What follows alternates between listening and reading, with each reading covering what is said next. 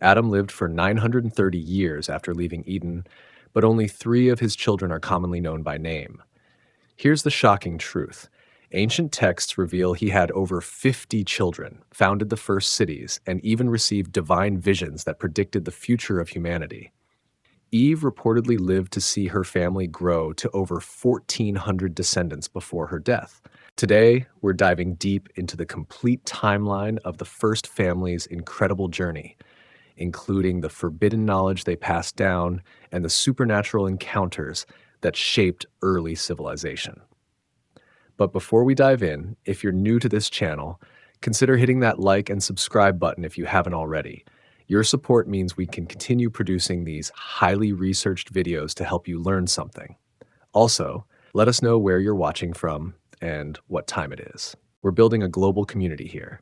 So without further ado, let's begin, shall we? The first sunset, a world of terror. The gates of paradise close behind them with a sound that echoes across the newly cursed earth. Adam and Eve stumble forward into a world that feels foreign beneath their feet. The grass here grows differently. Thorns pierce their skin where none existed before. The very air carries a weight that makes breathing difficult. They walk for hours without speaking. Each step takes them further from the only home they have ever known. The cherubim with flaming swords stand guard behind them, ensuring no return is possible. The sword turns in every direction, casting dancing shadows that seem to mock their exile. As afternoon fades, something unprecedented begins to happen.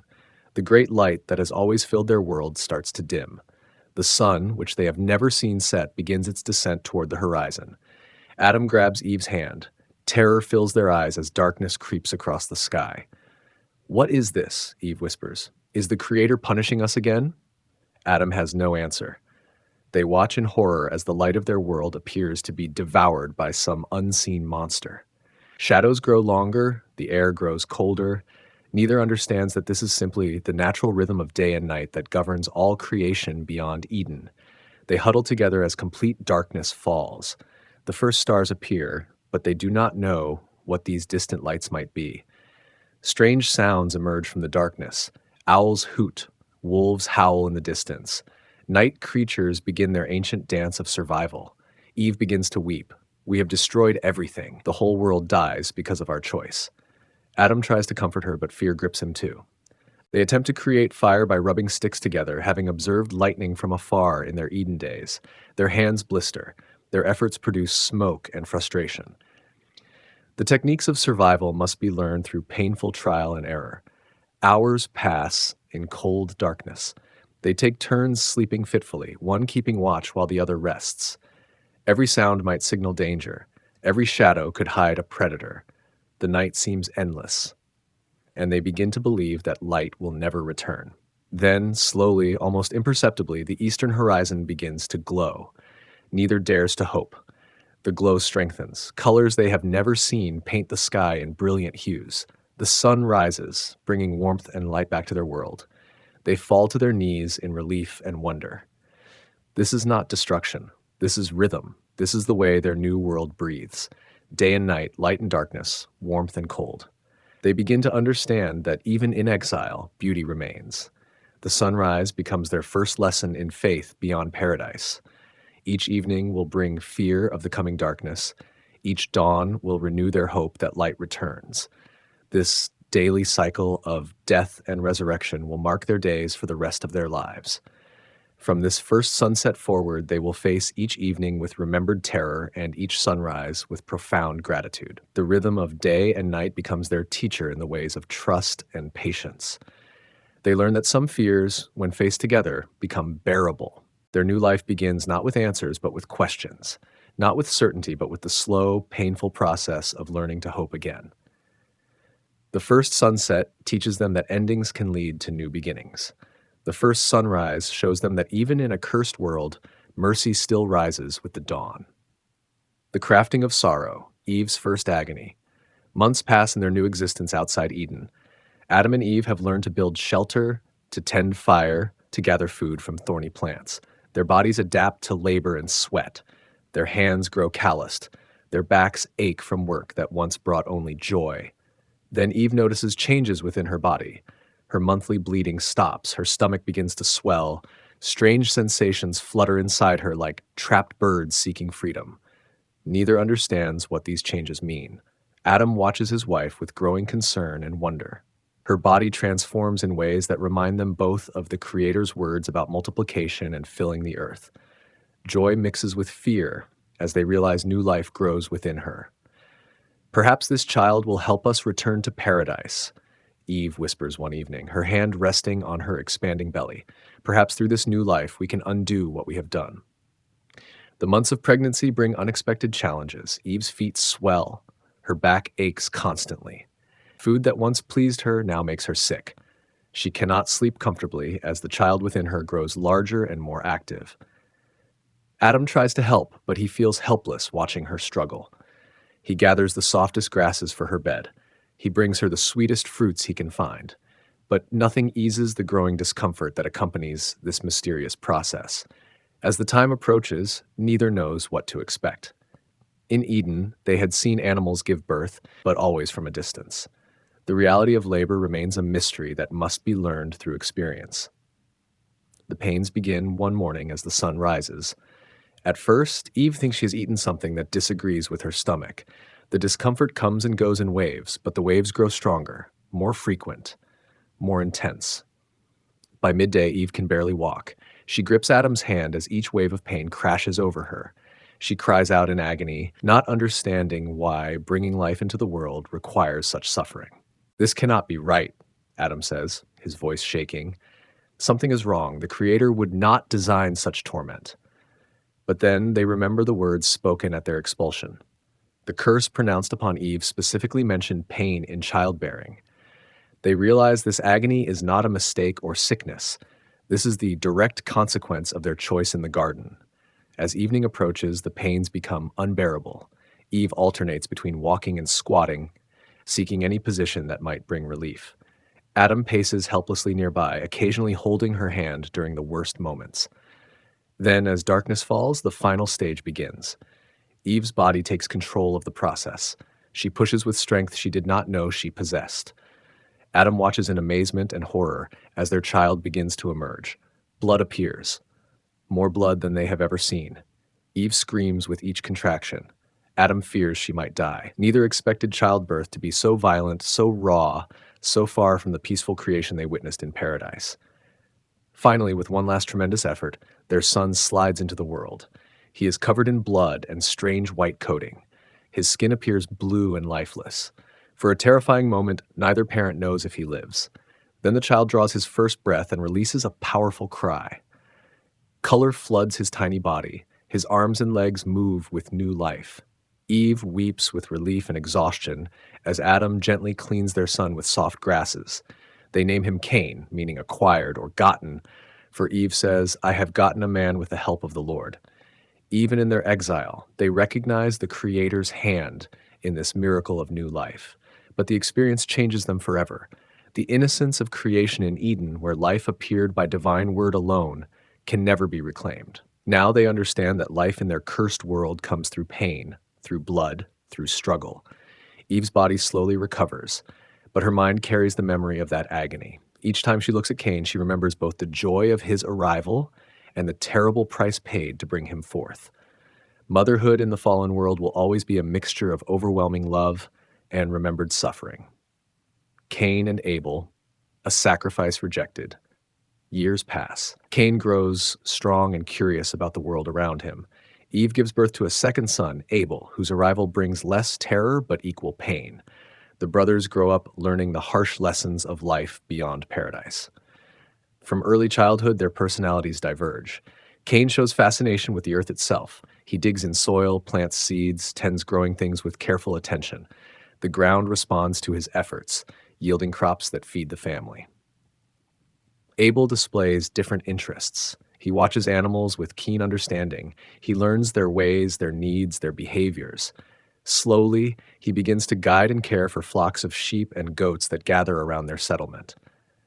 Adam teaches both boys about the Creator who made all things. He tells them stories of Eden, of the choice that led to exile, of the hope that someday redemption might come. Both brothers listen, but they hear different messages. Cain absorbs the stories with a sense of obligation. He believes hard work and proper behavior might earn back divine favor. His relationship with the Creator becomes one of careful calculation, of earned merit, of performance measured by results. Abel hears the same stories with different ears. He understands grace, the undeserved love that still flows from the Creator despite human failure.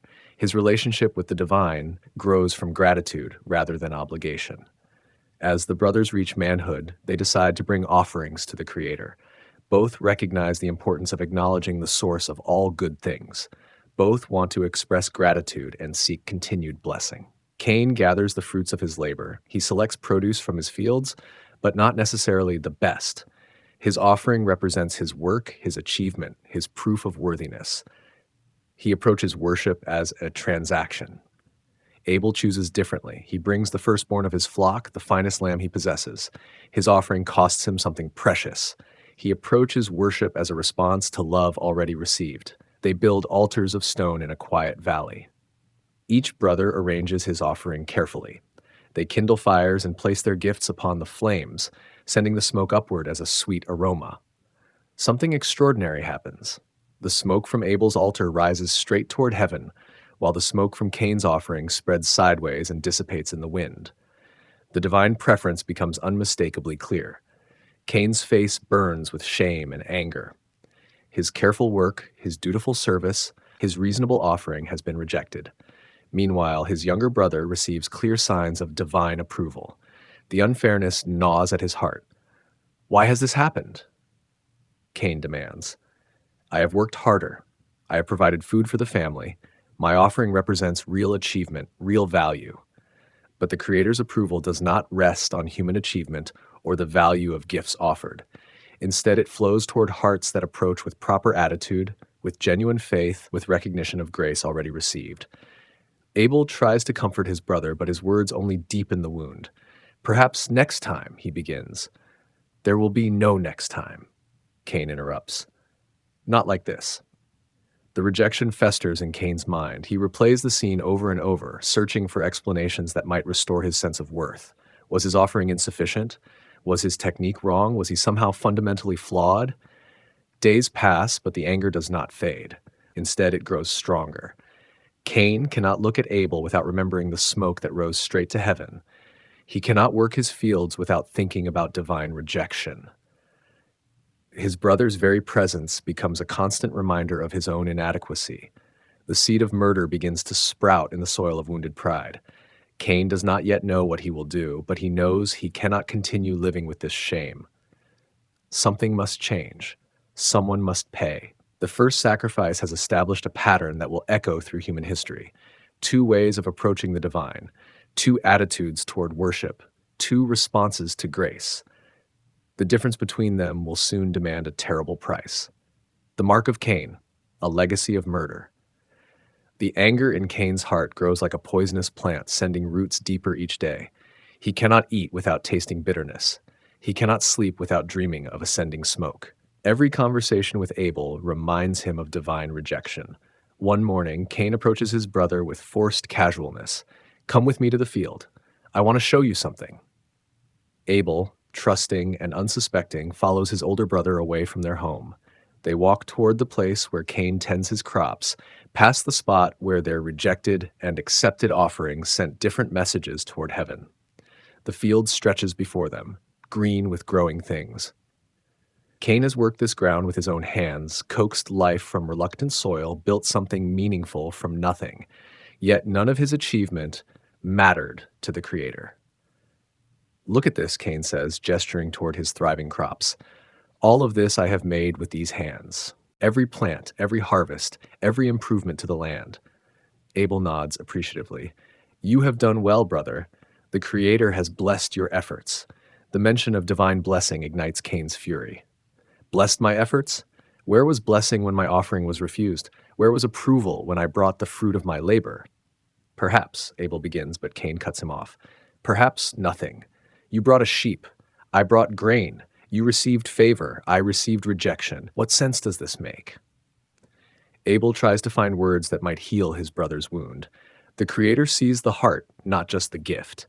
Maybe the attitude matters more than The attitude? Cain's voice rises dangerously. Are you saying my attitude was wrong, that somehow you are more righteous, more worthy, more loved? No, brother, I am saying that grace cannot be earned, it can only be received. But these words, meant to bring comfort, instead push Cain past the point of control. The rage that has been building for days finally explodes. He grabs a stone from the ground, one of many scattered across his carefully tended field.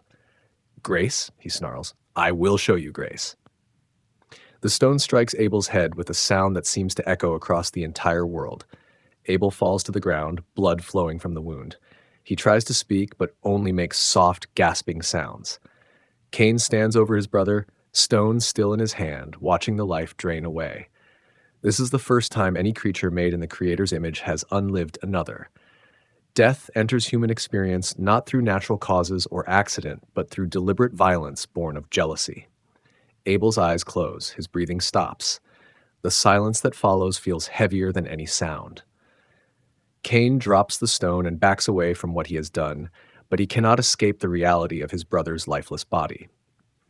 Then the voice comes, as Cain somehow knew it would. The same voice that once walked with his parents in the cool of evening now speaks to him across the blood-soaked field. Where is Abel, your brother? Cain's first instinct is defiance. I do not know. Am I my brother's keeper? But the Creator's voice carries the weight of absolute knowledge. What have you done? The voice of your brother's blood cries to me from the ground. The earth itself has become witness to this crime. The soil that Cain has lovingly tended now drinks the blood of innocence. His careful cultivation is forever tainted by violence.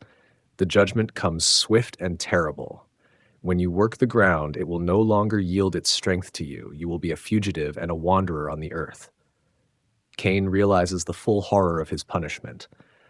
The earth he loves, the farming that defines his identity, the settled life he has built, all of this will be taken away. He will become a rootless wanderer, unable to grow food, unable to stay in one place long enough to call it home. My punishment is more than I can bear, he pleads. You have driven me from the ground, and I shall be hidden from your face. I will be a fugitive and wanderer, and whoever finds me will unlive me.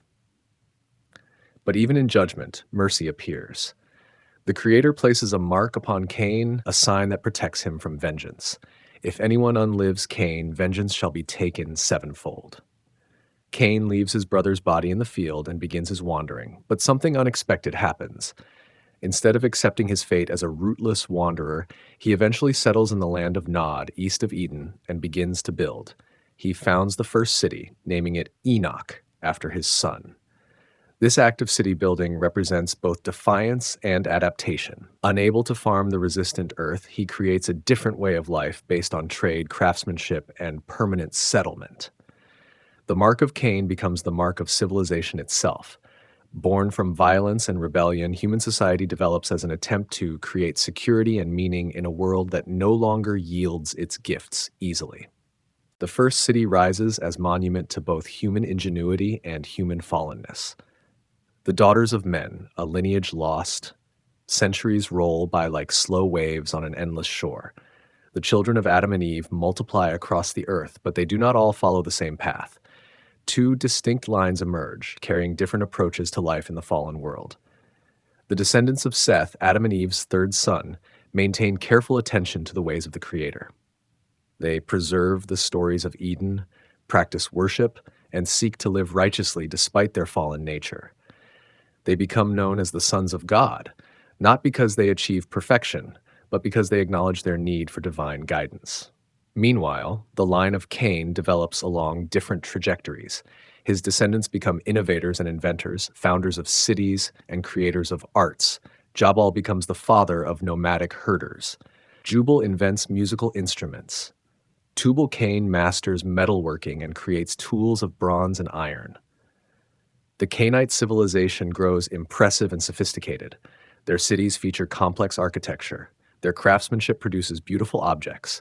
Their music fills the air with haunting melodies. They appear to thrive without constant reference to the Creator. But success in the material world does not necessarily indicate spiritual health. The line of Cain gradually drifts further from acknowledgement of divine authority. They begin to believe that human ingenuity alone can overcome the curse of the fall. For many generations, these two lineages remain largely separate. The sons of God dwell in simpler communities, focusing on faithful living and preservation of ancient wisdom. The daughters of men build glittering cities and pursue impressive achievements. Then something changes. The separation begins to break down. Young men from the line of Seth visit the cities of Cain's descendants and find themselves captivated by what they see. The women of these cities are beautiful, sophisticated, accomplished in arts that the simpler communities have never developed. These women represent more than physical beauty. They embody an entire approach to life that emphasizes human achievement over divine dependence. They offer partnership in building impressive civilizations rather than waiting for divine restoration of paradise. Marriages begin to occur across the ancient divide. Sons of the faithful line choose wives from among the accomplished daughters of human civilization.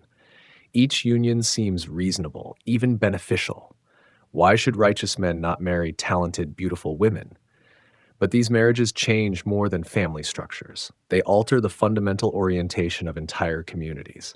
The wives bring their values, their priorities, their assumptions about what makes life meaningful. Gradually, the distinction between the two lineages begins to blur. Children from these mixed marriages grow up with divided loyalties.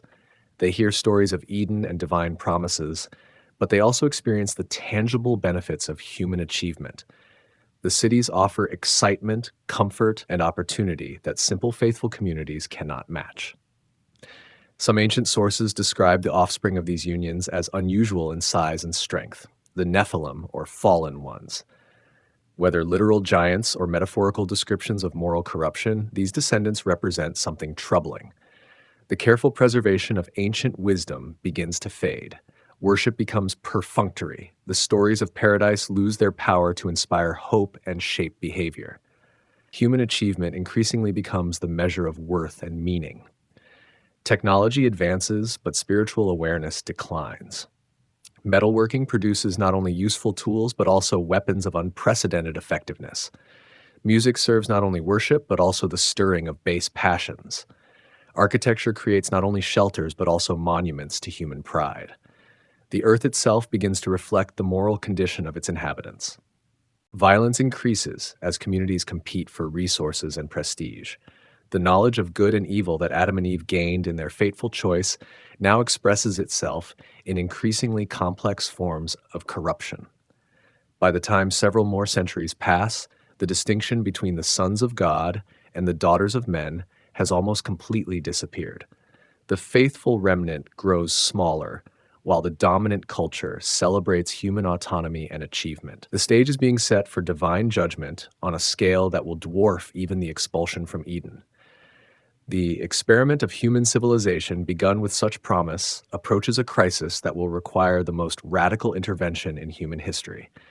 But before that judgment falls, one more generation will demonstrate that even in the depths of corruption, individual righteousness remains possible.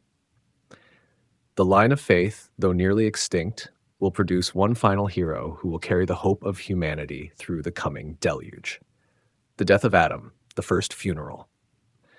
930 years have passed since Adam first drew breath in paradise.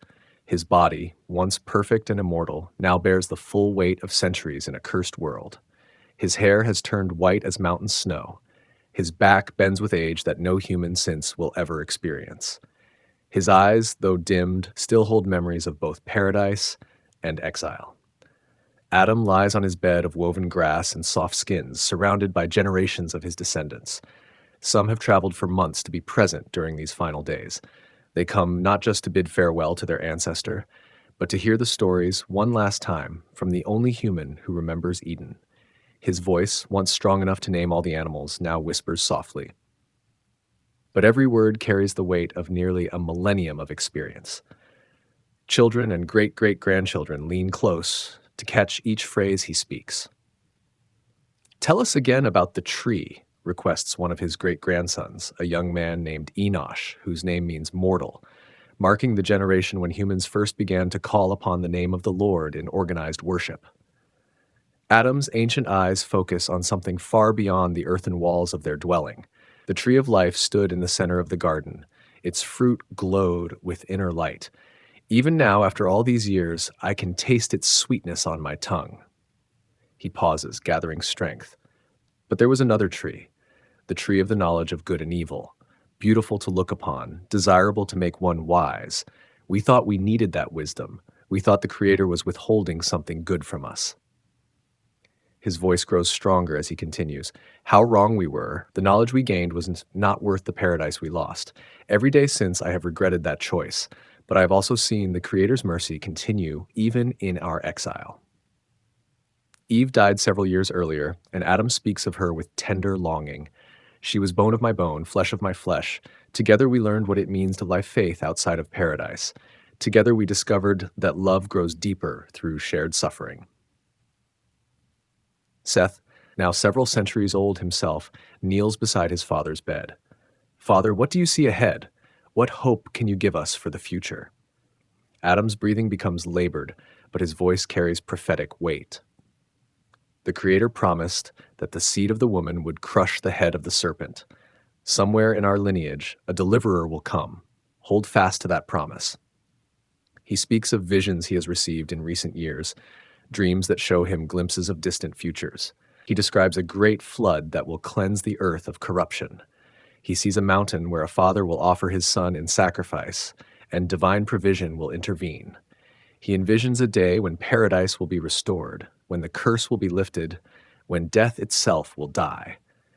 As the sun sets on what everyone knows will be Adam's last day, he gathers his remaining strength for final words.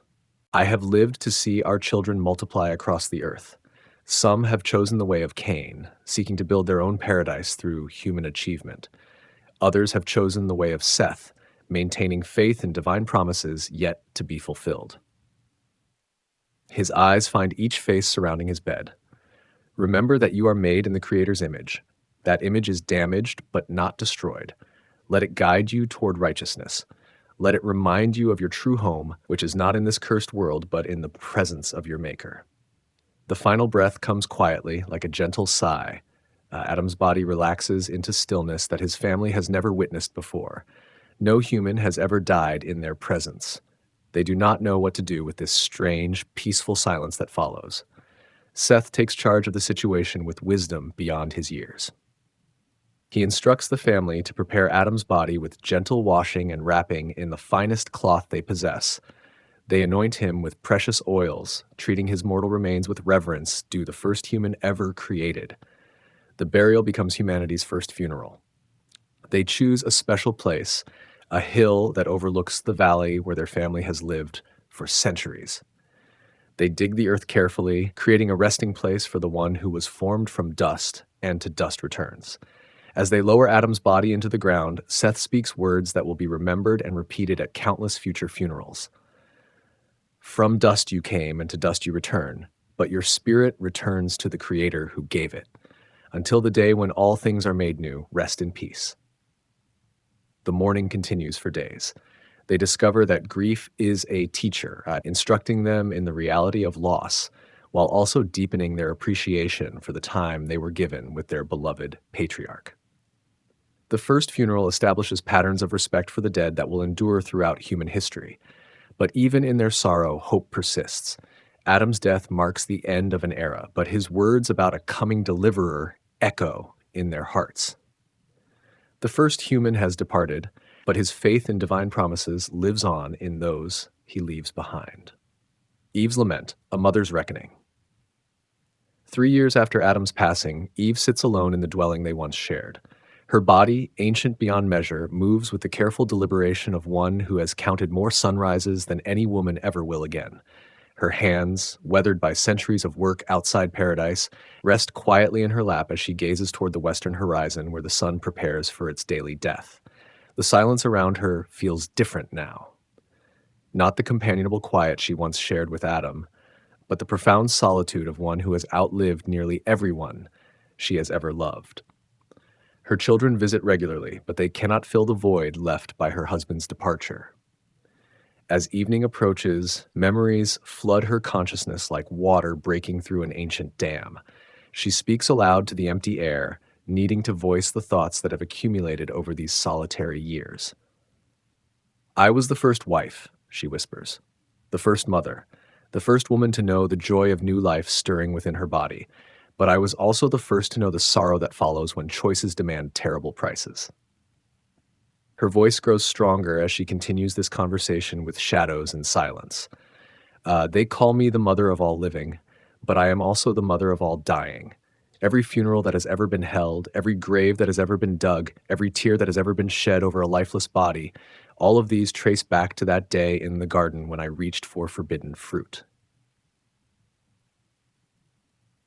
The weight of this responsibility has pressed upon her heart for 9 centuries. Every child born carries the image of the Creator, but also the stain of corruption that she and Adam introduced into the world. Every death serves as a reminder of the mortality that followed their fateful choice. Abel, she says, and her voice breaks. My second son, innocent and faithful.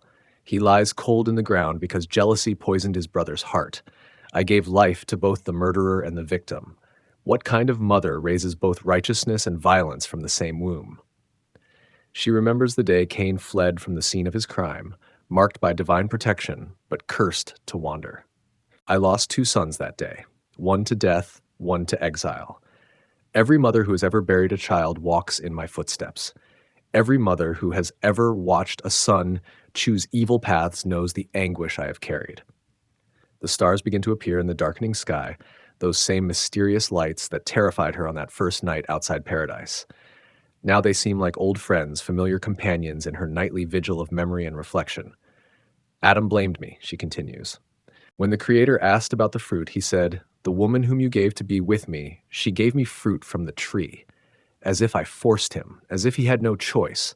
But I understand his fear. I understand the desperate desire to avoid responsibility for what cannot be undone.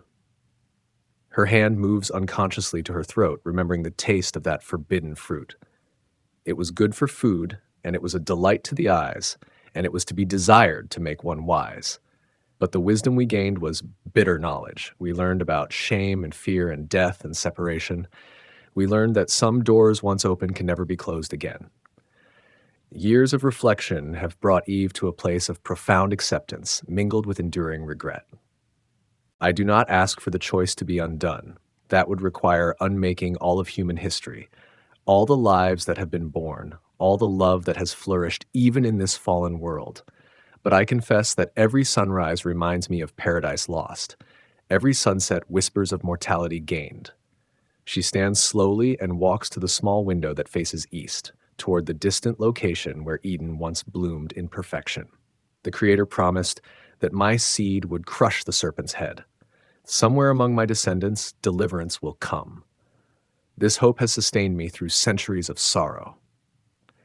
Her voice grows prophetic as she nears the end of her soliloquy. I have seen my children spread across the earth. I have watched some build cities and create beautiful things. I have seen others maintain faith in promises not yet fulfilled. Both paths spring from the choice Adam and I made in the garden. The night air carries the scent of growing things, reminding her that even cursed ground produces life and beauty. Perhaps this is the deepest lesson I can leave behind. Even in a fallen world, even after the most catastrophic failure, the Creator's love continues to bring forth new life, new hope, new possibilities for redemption. As she prepares for sleep, Eve offers one final prayer to the silent stars. I was the first woman, but I will not be the last. Countless daughters will follow in my footsteps, some making better choices, some making worse ones. May they find in my story not just a warning about the consequences of disobedience, but also evidence that grace can flourish even in the soil of failure. 3 days later, Eve dies peacefully in her sleep. Her passing marks the end of the first chapter of human history, but her legacy lives on in every human heart that wrestles with the choice between right and wrong, between trust and autonomy, between humble obedience and prideful independence. The guardians of Eden, the lost paradise, beyond the land where Adam and Eve now dwell in exile, beyond the hills where they have buried their beloved dead, beyond the valleys where their descendants build cities and tend flocks, paradise still exists. But it has become a place apart, separated from the fallen world by more than distance. The Garden of Eden remains as beautiful as the day of creation, perhaps more so. Without human presence to disturb its perfection, every plant reaches its ideal form. Every flower blooms in perfect color. Every tree bears fruit in its proper season. The rivers still flow with crystal clarity, dividing into the four streams that once watered the entire earth. But the garden is no longer accessible to mortal flesh.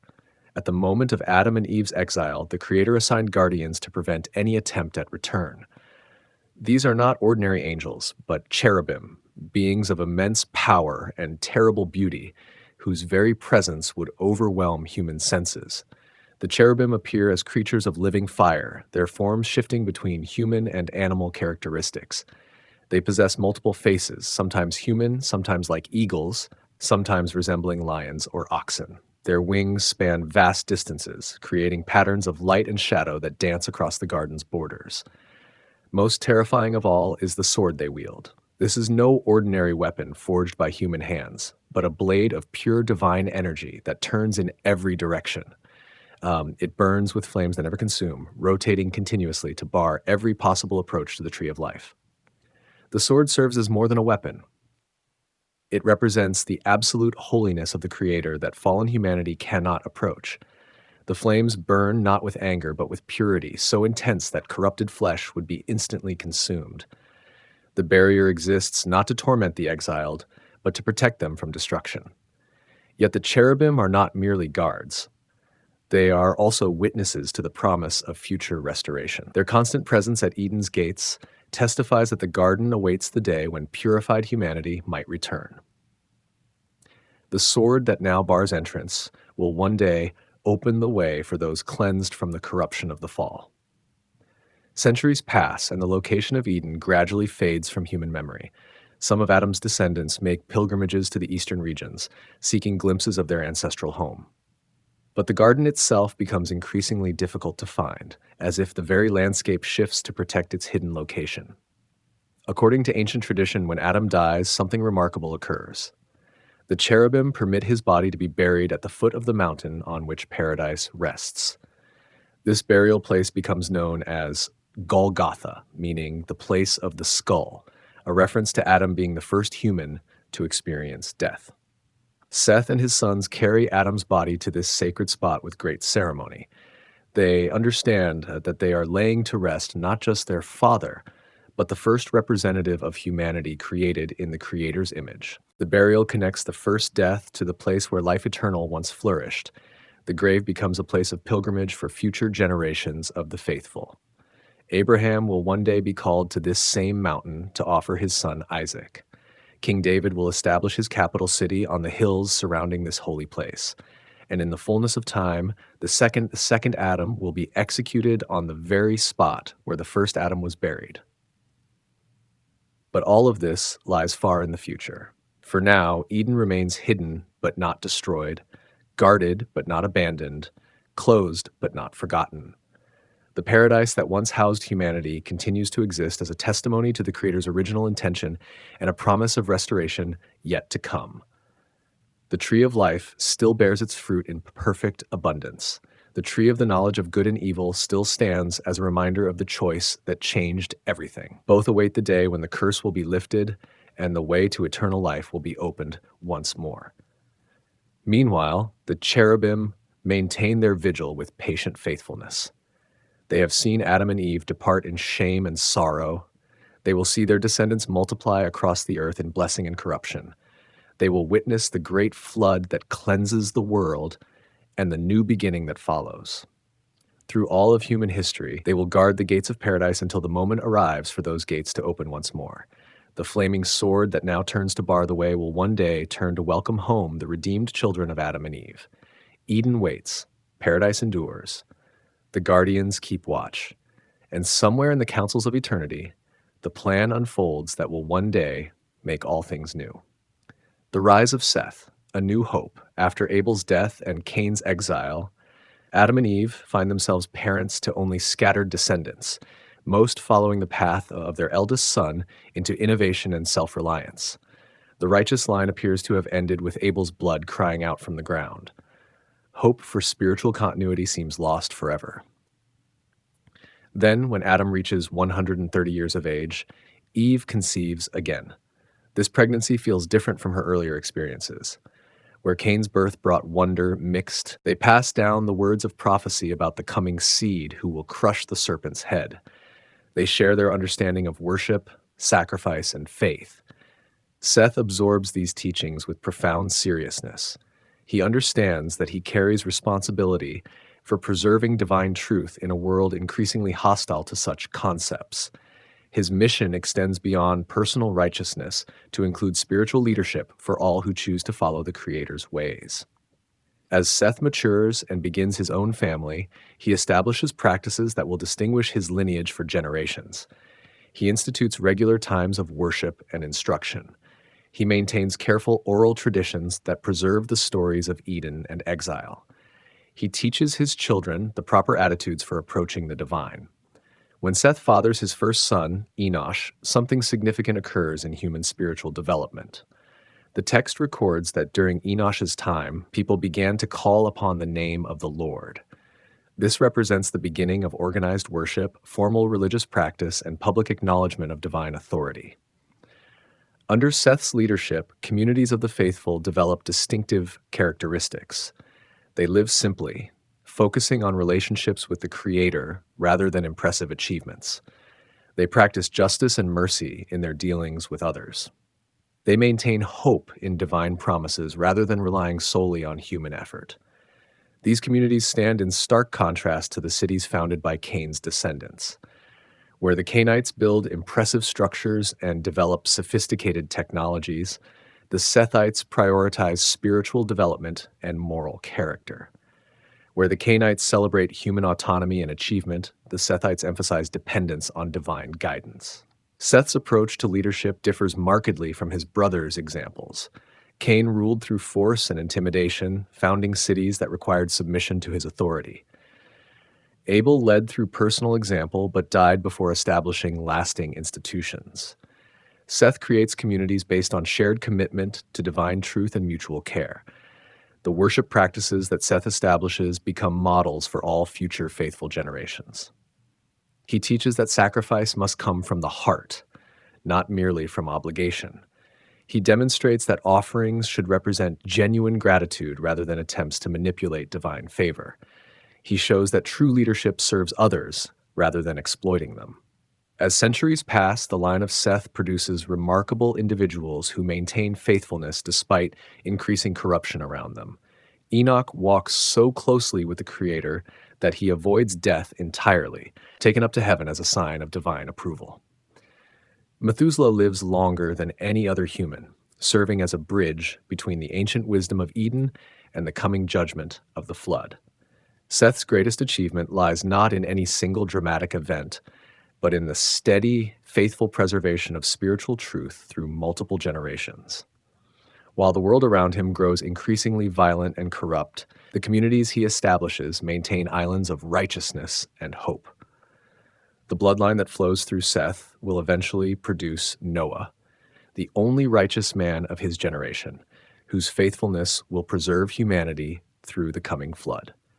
Through Noah, the line will continue to Abraham, to David, and ultimately to the promised deliverer who will crush the serpent's head. But Seth does not know these future developments. He simply focuses on faithful living in the present, careful teaching of his children, and steadfast hope in divine promises not yet fulfilled. His legacy demonstrates that even after the most catastrophic failures, new beginnings remain possible for those who choose the path of faith. When Seth finally dies, at 912 years of age, he leaves behind more than biological descendants. He establishes a spiritual heritage that will endure through all the trials and corruptions of human history. His life proves that righteousness can be maintained, divine truth can be preserved, and hope can survive even in a fallen world. The rise of Seth marks a turning point in the post-Eden story. What began with exile and murder now continues with restoration and faithfulness. The righteous line, nearly extinguished, flames to life again through this appointed son who carries the flame of divine truth into an uncertain future. The Book of Generations, Lost Secrets. In the early centuries after Eden, when human memory stretched across hundreds of years and divine revelations came more frequently than in later ages, the descendants of Adam began to record their knowledge on lasting materials. These were not simple family histories, but comprehensive archives of wisdom gained through direct experience with the Creator and careful observation of the world. According to ancient tradition, Adam himself initiated this practice during his final centuries. Haunted by the knowledge that death would eventually claim him, he gathered his most faithful descendants to preserve the wisdom that might otherwise perish with him. Under the guidance of divine inspiration, they began inscribing their knowledge on pillars of stone and tablets of baked clay. The recordings covered far more than historical events. They included detailed observations of the heavens, noting the movements of stars and planets with precision that would not be matched for millennia. The antediluvian observers mapped the seasonal patterns, identified stellar configurations, and developed understanding of celestial cycles that governed earthly agriculture and weather. These early astronomers recognized that the lights in the sky followed orderly patterns that reflected the Creator's design. They developed what would later be called the zodiac, not as a system of divination, but as a calendar and navigational tool. Each constellation told part of the story of divine promises, particularly the prophecy about the coming seed who would defeat the serpent. The archives also contained extensive knowledge of plant and mineral properties. Centuries of experimentation had revealed which herbs could heal various ailments, which combinations produced effective medicines, and which substances could be dangerous if misused. This pharmacological knowledge represented the accumulation of generations of careful observation and testing. Metallurgy received detailed treatment in these records. So, the descendants of Tubal-Cain had developed sophisticated techniques for extracting metals from ore, creating alloys with specific properties, and fashioning tools that surpassed anything possible with stone or wood. The secret processes for working bronze and iron were carefully documented for future generations. But the most precious portions of these archives dealt with spiritual matters. They contained detailed accounts of divine communications, complete genealogies tracing the faithful line from Adam through Seth, and careful records of prophecies given to various patriarchs about humanity's future. The prophecies proved particularly significant. They spoke of a great cleansing that would come upon the earth when human wickedness reached its peak. They described a righteous man who would preserve life through this judgment. They pointed toward distant times when the promised deliverer would arrive to establish divine kingdom on earth. Mathematical and engineering knowledge filled entire tablets. The construction of the first cities had required sophisticated understanding of principles that would later be forgotten and rediscovered. Architectural techniques, water management systems, and agricultural methods were all documented with careful precision. The archives included detailed maps of the known world, showing the locations of various tribes and settlements, the courses of major rivers, and the positions of significant landmarks. Most importantly, they preserved the exact location of Eden and the path that led to its hidden gates. Seth took special responsibility for maintaining these records. He established a tradition of copying the most important tablets periodically, ensuring that the knowledge would survive even if original documents were damaged or destroyed. He trained scribes who could reproduce the complex writing systems used for different types of information. As generations passed, additional knowledge accumulated in the archives.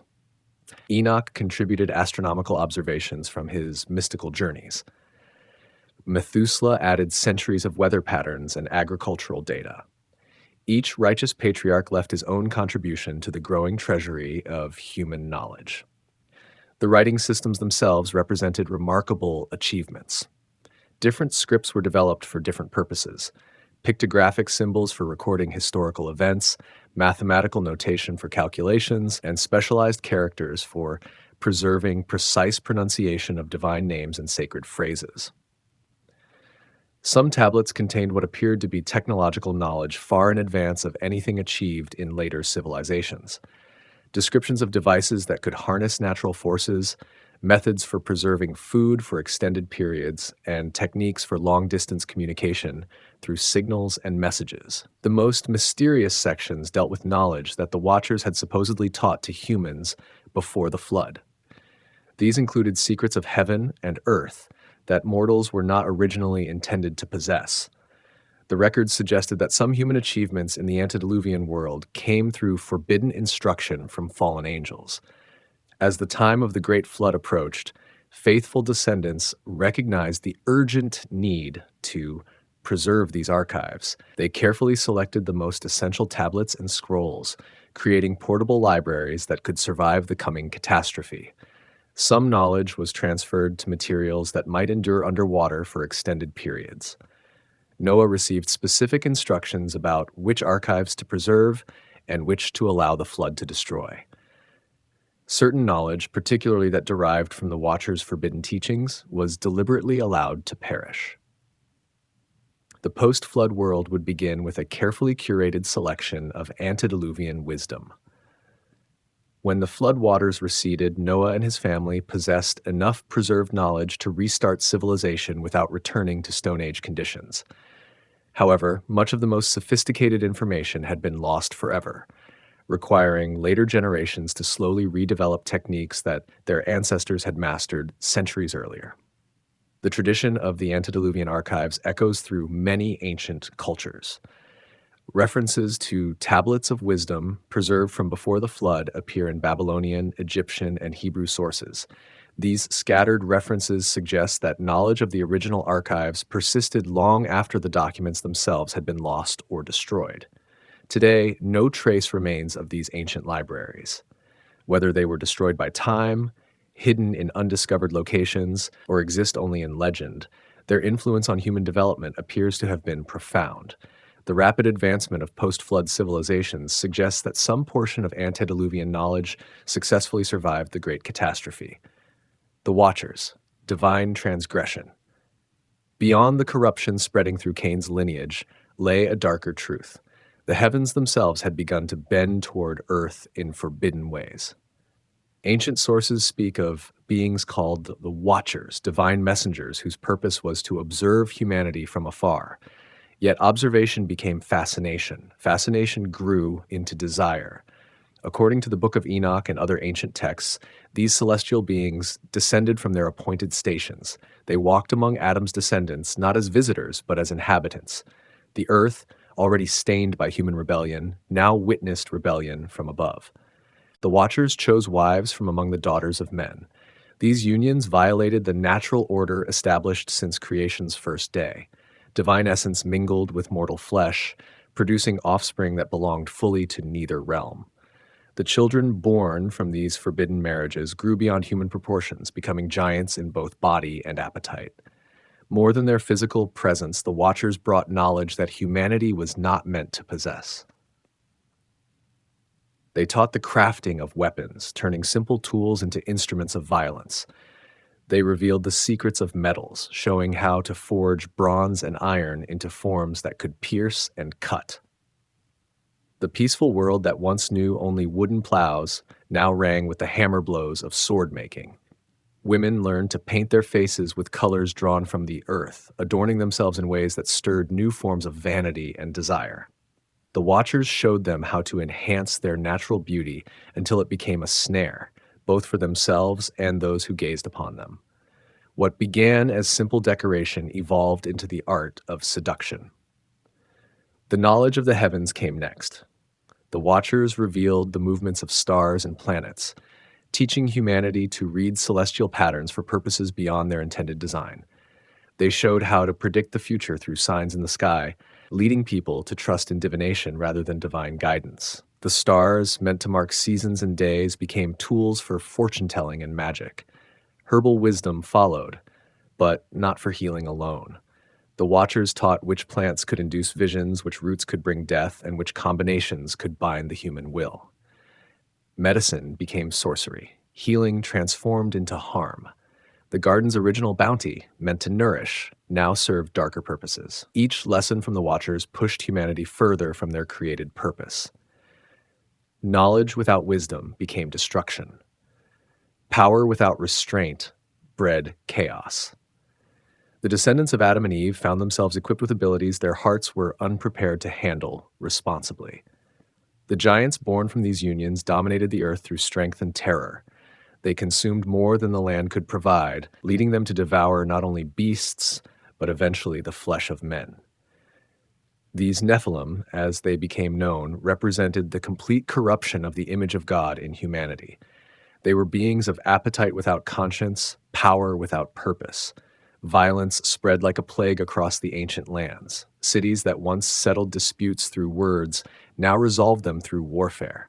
The crafts taught by the Watchers enabled conflicts that could rage for generations. What started as family feuds escalated into tribal wars, then into campaigns of conquest that left entire regions desolate. The earth itself began to cry out under the weight of this corruption. The ground that once yielded its increase willingly now seemed to resist cultivation. Seasons became unpredictable. Natural disasters increased in frequency and intensity.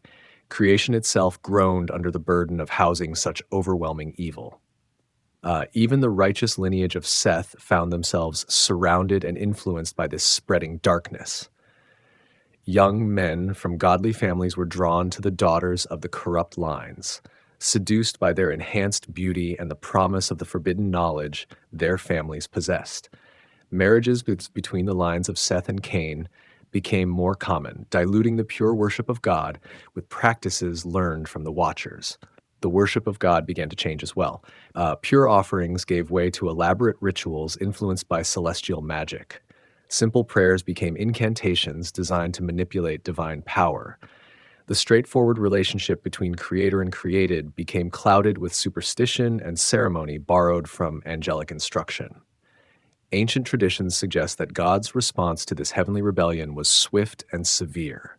The Watchers who had abandoned their proper stations found themselves bound in chains of darkness, imprisoned in places where neither light nor hope could reach them. Their punishment served as a warning to other celestial beings who might consider similar transgressions. Yet, their damage to humanity remained. The knowledge they had shared could not be unlearned. The giants they had fathered continued to terrorize the earth. The corruption they had introduced spread through every aspect of human society like poison in a well. The world Adam and Eve had entered after Eden was already broken, but now it approached complete spiritual collapse. According to the Book of Jubilees and other ancient sources, this period marked the final stage of antediluvian corruption. The earth was filled with violence, not merely from human sin, but from the systematic destruction of divine order itself. Heaven and earth, meant to remain separate until God's appointed time, had been forcibly joined through rebellion and lust. The stage was set for divine judgment on a scale never before witnessed. The corruption had become so complete that only a complete cleansing could restore the possibility of righteousness. The Watchers' transgression had ensured that the coming flood would be not merely punishment, but necessity. The longevity curse, the agony of centuries. The blessing of long life, granted to Adam's early descendants, carried within it an unexpected burden. Those who lived for centuries witnessed decay in ways no human was meant to endure. Consider Methuselah, whose name became synonymous with extreme age, living 969 years before the flood waters claimed the world he knew. The weight of such extended existence pressed down like layers of stone. Each generation brought new sorrows to observe. Children grew old and died while their fathers remained in the prime of life. Grandchildren followed their grandparents to the grave, while great-grandfathers watched in perpetual mourning. The natural order of death and succession became twisted into an endless cycle of loss. Memory became both gift and curse for these ancient patriarchs. They remembered the stories Adam told of walking with God in Eden's cool evening air. They could recall every detail of their first glimpse of sunrise, their first taste of fruit grown in cursed soil, their first experience of physical pain. But they also remembered every funeral, every betrayal, every moment when hope died in someone's eyes. Methuselah watched as his world slowly transformed from the relatively innocent place of his birth into the violence-soaked earth that would eventually demand divine cleansing. In his youth, conflicts were settled with words, or at worst, wrestling matches. By his middle years, he witnessed the first use of metal weapons in anger. By his final centuries, warfare had become an art form, and the taking of life had become casual entertainment. The accumulated grief of centuries changed these long lived men in fundamental ways. Their eyes held depths of sorrow that younger people could not fathom. Their voices carried the weight of hundreds of years of experience, making even simple conversations feel heavy with unspoken loss. They became living libraries of human suffering, repositories of every way that sin could manifest and multiply. Relationships became increasingly difficult to maintain. How do you form deep friendships when you know you will likely outlive them by centuries? How do you invest emotionally in great great grandchildren when you have already buried so many of their ancestors? These ancient patriarchs learned to love with careful reserve, protecting their hearts from the inevitable pain of repeated loss. The curse of longevity also meant witnessing the slow corruption of everything they held dear. Methuselah saw the pure worship practiced in his youth gradually contaminated by the teachings of the Watchers. He watched as the daughters of men became increasingly beautiful and seductive through artificial means. He observed the transformation of simple farming communities into violent city-states, ruled by giants and their human allies. Physical pain accumulated over the centuries as well. Bodies that were meant to last perhaps 70 or 80 years were stretched far beyond their intended duration.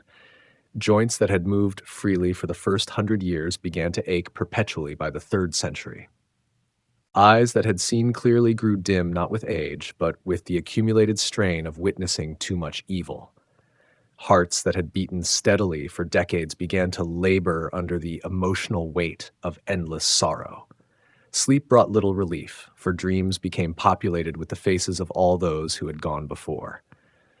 Night after night, the ancient patriarchs relived conversations with the dead, walked through locations that no longer existed, and experienced again the joy and pain of relationships that had ended generations earlier.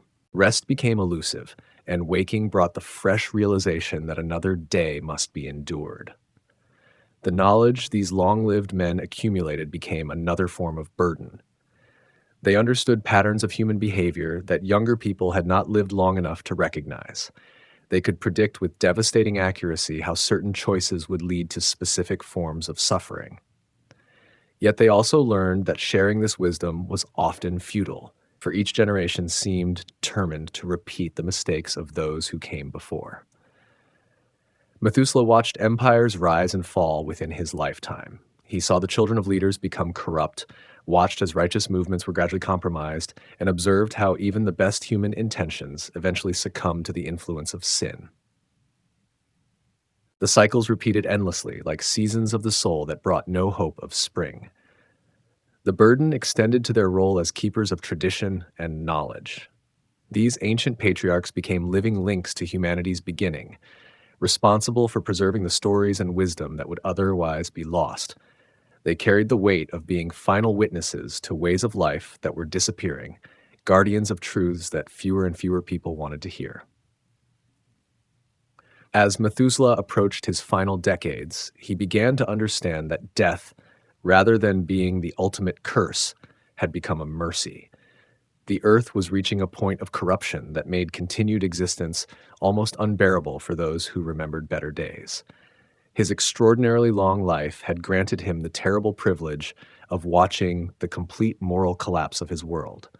According to ancient traditions preserved in various sources, Methuselah died in the very year of the flood. Some suggest he perished just days before the waters began to rise, spared the final horror of seeing everything he had known washed away. Others propose that his death served as a signal to Noah, the last righteous man, that God's patience had finally reached its end. The longevity that had seemed like such a blessing in the generations immediately following Adam's expulsion from Eden had revealed itself to be something far more complex. Extended life in a world broken by sin became extended suffering, prolonged separation from the paradise that remained forever in memory but never within reach. Death, the final consequence of the fall, had been transformed by human experience into the only remaining form of divine mercy. The prophecy of Enoch, the man who walked with God. Among all the descendants of Adam, one man stood apart in ways that puzzled and inspired his contemporaries. Enoch, the seventh from Adam through the line of Seth, lived differently than those around him. While others struggled under the weight of sin and mortality, Enoch walked with God in a manner that recalled the intimacy Adam once knew in Eden. The ancient Hebrew text describes this relationship with a phrase that suggests daily companionship. Enoch walked with God not occasionally or ritually, but as a regular practice. Each day brought communion between the divine and human in ways that had become foreign to most of humanity. This walking was more than physical movement or spiritual discipline. It represented a restored relationship that bridged the gap created by the fall. The Book of Enoch, preserved in various ancient traditions, expands this brief biblical mention into elaborate journeys through heavenly realms. According to these sources, Enoch received visions that transported him beyond the physical world into the very throne room of the Most High. He walked through halls of crystal and fire, witnessed the movements of celestial bodies in their courses, and observed the activities of angels in their various orders and functions. These heavenly journeys granted Enoch knowledge that no other human possessed. He learned the names and purposes of stars, understanding their influence on earthly seasons and events. He discovered the mechanisms by which rain falls and wind blows, seeing the storehouse where snow and hail await their appointed times. The secrets of creation, hidden from others since Adam's expulsion, were open to this one man who maintained intimate fellowship with the Creator. More significantly, Enoch received prophecies concerning humanity's future. He saw visions of judgment coming upon the earth, and understanding that the corruption spreading through his generation would eventually demand divine response. The activities of the Watchers and their giant offspring were revealed to him in their full cosmic significance. He understood that the violation of heavenly order would require correction on a similarly vast scale. The weight of this prophetic knowledge set Enoch apart from his contemporaries. He walked among people who were unaware that their world was approaching its end. He observed the increasing violence and corruption while knowing that divine patience was not infinite. This knowledge might have driven another man to despair, but Enoch's relationship with God provided a context that transformed burden into purpose. Enoch became a preacher of righteousness according to later biblical references. He warned his generation about coming judgment while calling them to repentance. His messages were not based on human wisdom or observation alone, but on direct revelation received during his walks with God. He spoke with the authority of one who had seen the divine throne and understood heaven's perspective on earthly events. The response to Enoch's preaching was mixed. Some were convicted by his words and sought to reform their lives. Others dismissed him as a fanatic whose claims of heavenly visions were either delusion or deception. The majority simply ignored his warnings, too caught up in their daily pursuits to consider the possibility that their world was temporary. As Enoch continued his unique relationship with God, something unprecedented began to occur. The boundary between earth and heaven became increasingly permeable in his experience. His walks with God extended beyond single days into longer periods of absence from normal human society. Family and friends grew accustomed to Enoch disappearing for weeks at a time, returning with new revelations and deeper understanding of divine purposes. The Book of Enoch describes elaborate tours of hell and heaven during these extended journeys. Enoch witnessed the punishment of the fallen Watchers, chained in darkness until the day of final judgment.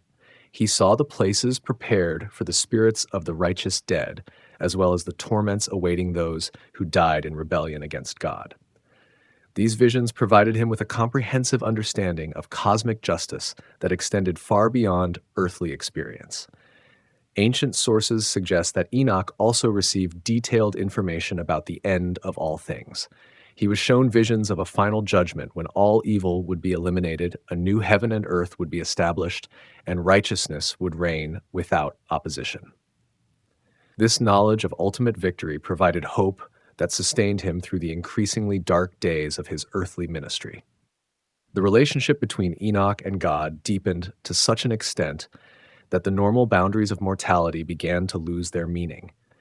After 365 years of this unique fellowship, something extraordinary occurred. Rather than experiencing death as all other descendants of Adam had done, Enoch simply was not, for God took him. The biblical account provides no details about this translation, but ancient traditions have filled the gap with elaborate descriptions. Some suggest that Enoch was transformed into a fiery chariot and transported directly to heaven. Others describe a gradual process by which his physical form became increasingly spiritualized until it could no longer remain in the earthly realm. What remains consistent across various traditions is the understanding that Enoch's removal from earth was directly connected to his exceptional righteousness and intimacy with God. In a world where death reigned as the inevitable consequence of sin, Enoch's translation demonstrated that the original curse was not absolute.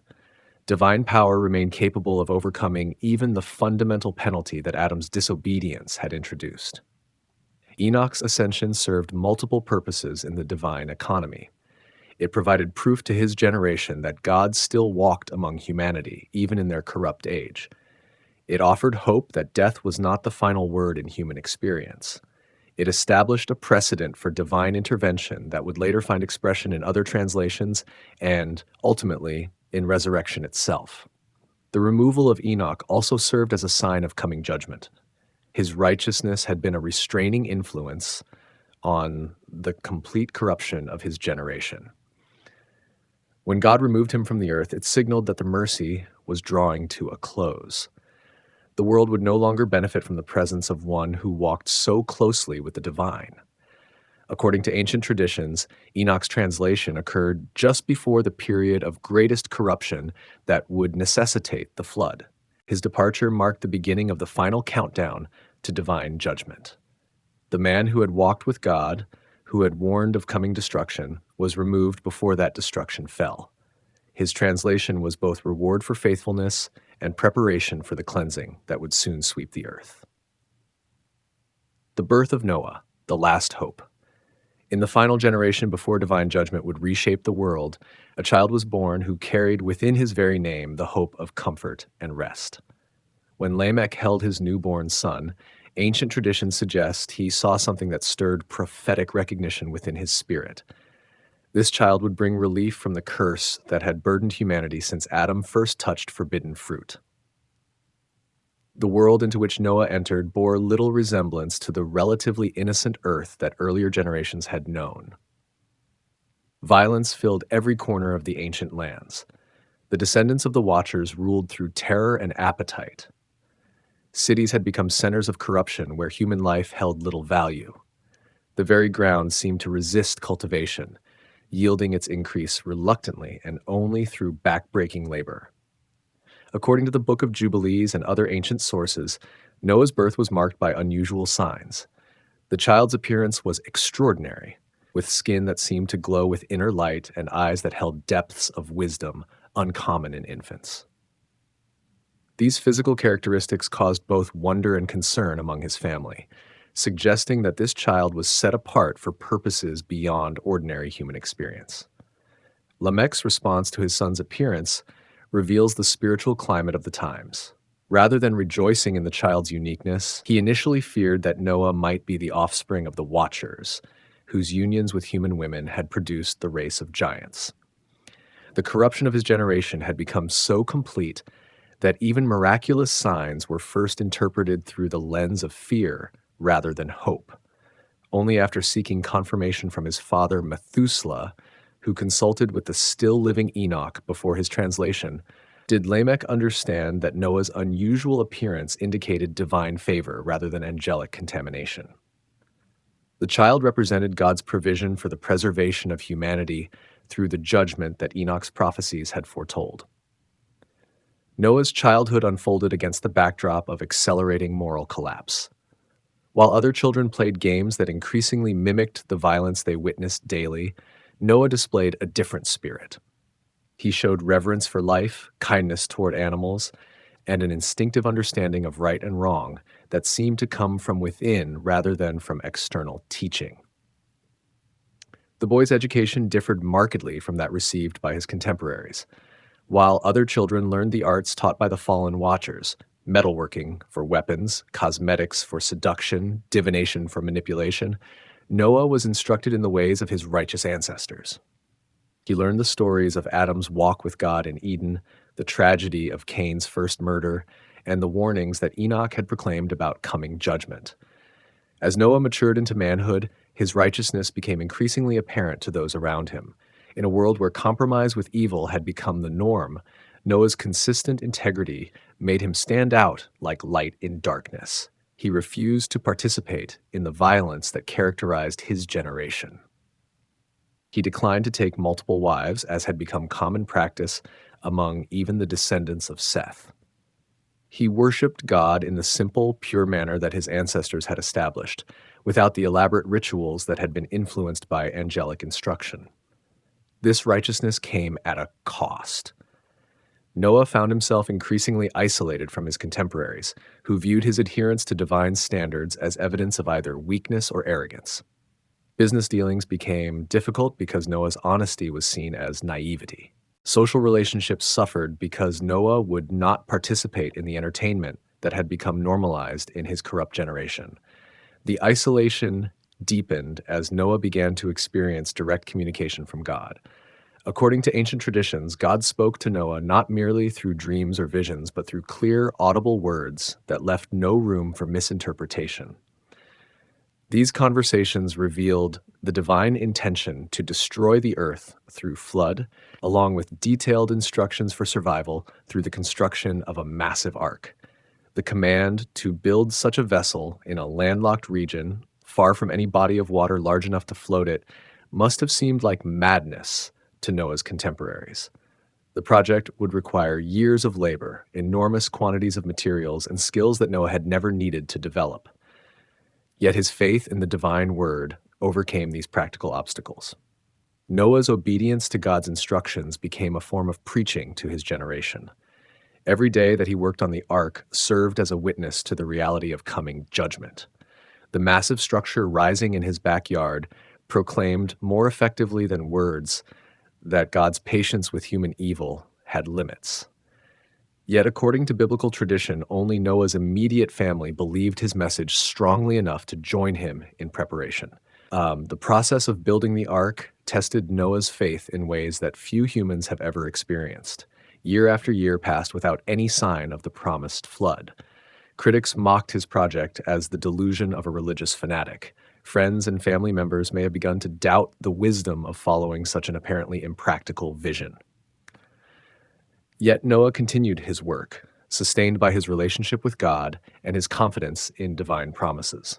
Ancient sources suggest that the construction of the ark required not merely human labor, but divine assistance as well. The engineering challenges of creating a vessel large enough to house representatives of all animal species, along with supplies for an extended voyage, exceeded the technological capabilities of Noah's generation. God provided both the specific measurements and the supernatural knowledge necessary to complete the task. As the ark neared completion, Noah received instructions that must have seemed even more incredible than the command to build it. He was told to gather pairs of every kind of animal, along with his family, into the vessel.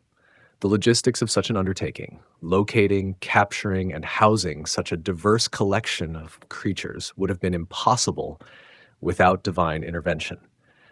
The gathering of the animals served as a final sign to Noah's generation that divine judgment was imminent. Creatures that normally avoided human contact came willingly to the ark. Natural enemies walked peacefully together toward their common refuge. The very behavior of the animal kingdom testified that something unprecedented was about to occur. Yet even these miraculous signs failed to convince more than a handful of people to seek refuge in the ark. The corruption of the antediluvian world had become so complete that clear evidence of divine activity was either ignored or explained away. People continued their daily routines, eating, drinking, marrying, and giving in marriage, until the very day that Noah and his family entered the ark and God himself shut them inside. Noah's role as the second father of humanity began not with triumph, but with tragedy. As the ark rose on the floodwaters that covered the earth, Noah could hear the cries of those who had rejected his message. He witnessed the complete destruction of the world he had known, understanding that his survival came at the cost of universal judgment. The man chosen to preserve humanity also bore the burden of being witness to its near extinction. The transformation of Noah from righteous preacher to ark builder to sole survivor of divine judgment prepared him for his ultimate role as the founder of a new world. Like Adam before him, Noah would step from his place of safety into an empty earth and begin again the process of filling it with human life.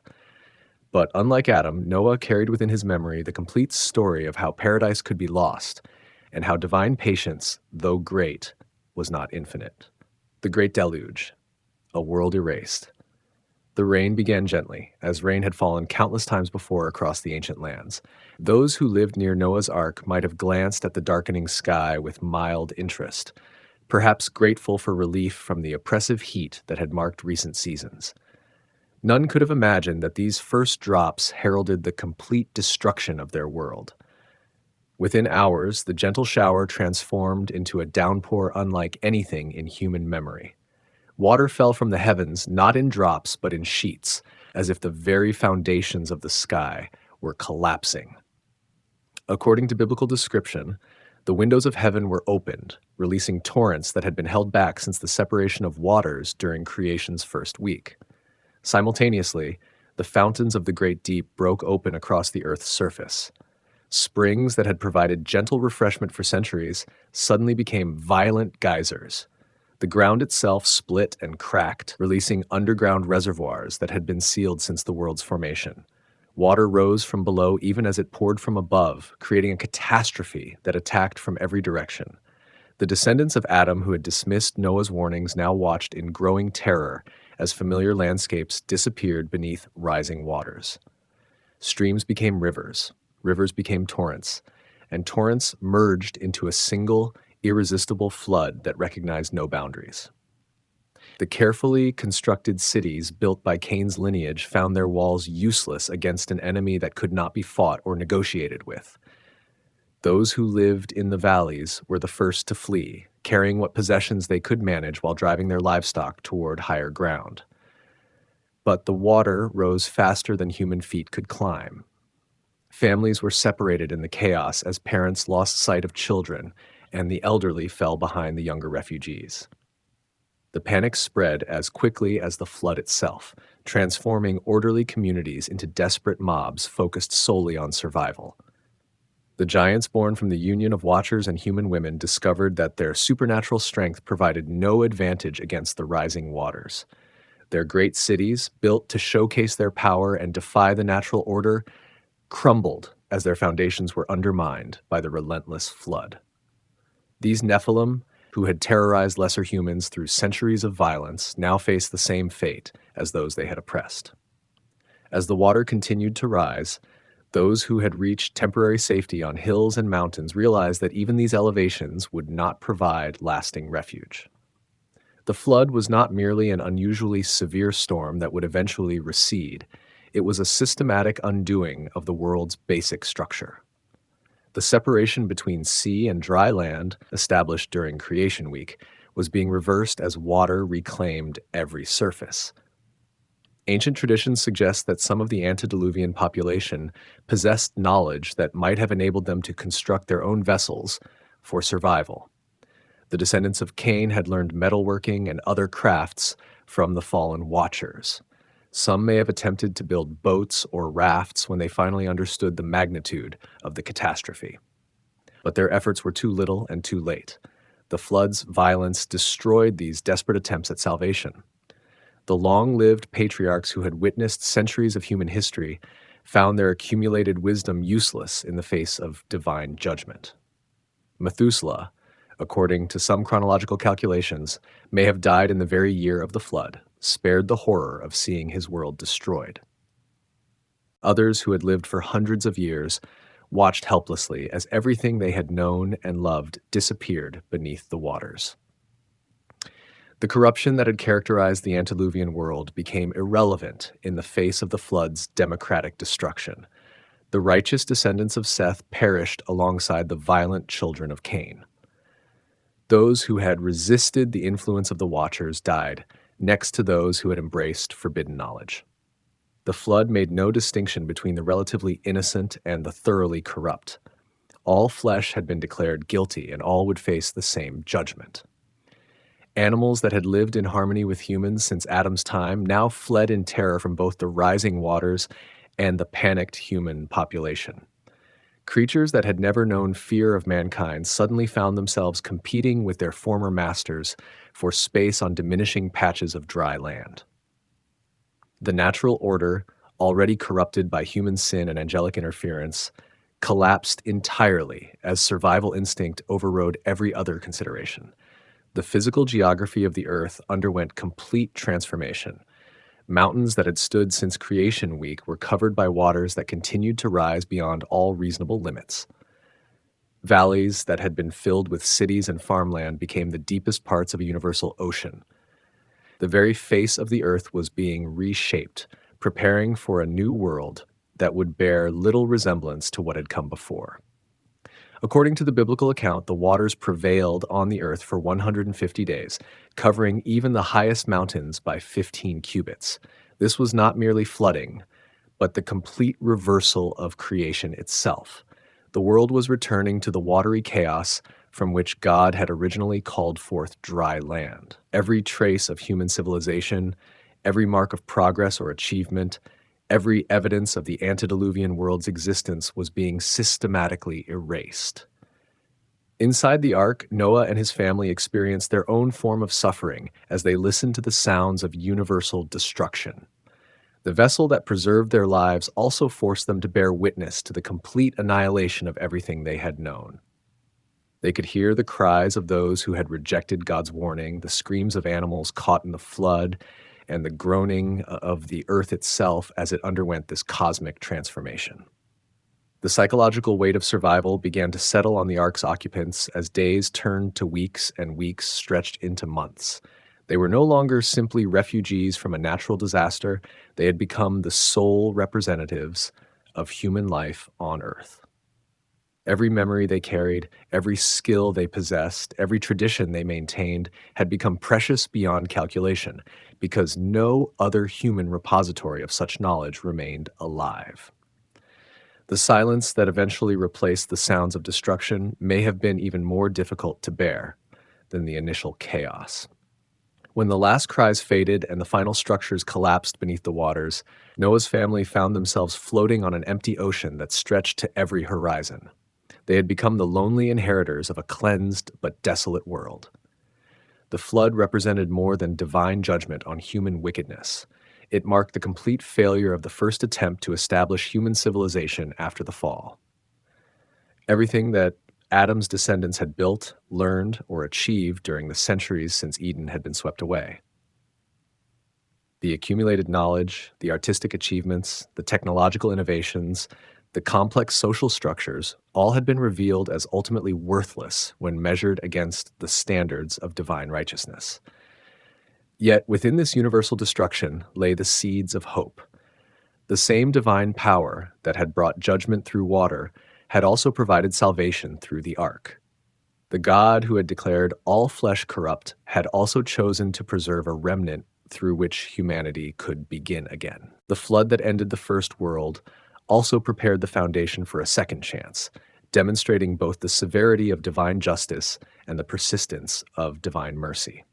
The covenant of the rainbow, a new beginning. When the ark finally settled on solid ground after months of floating on universal waters, Noah faced a world that bore no resemblance to the one he had known. The familiar landmarks of his youth had vanished beneath the flood.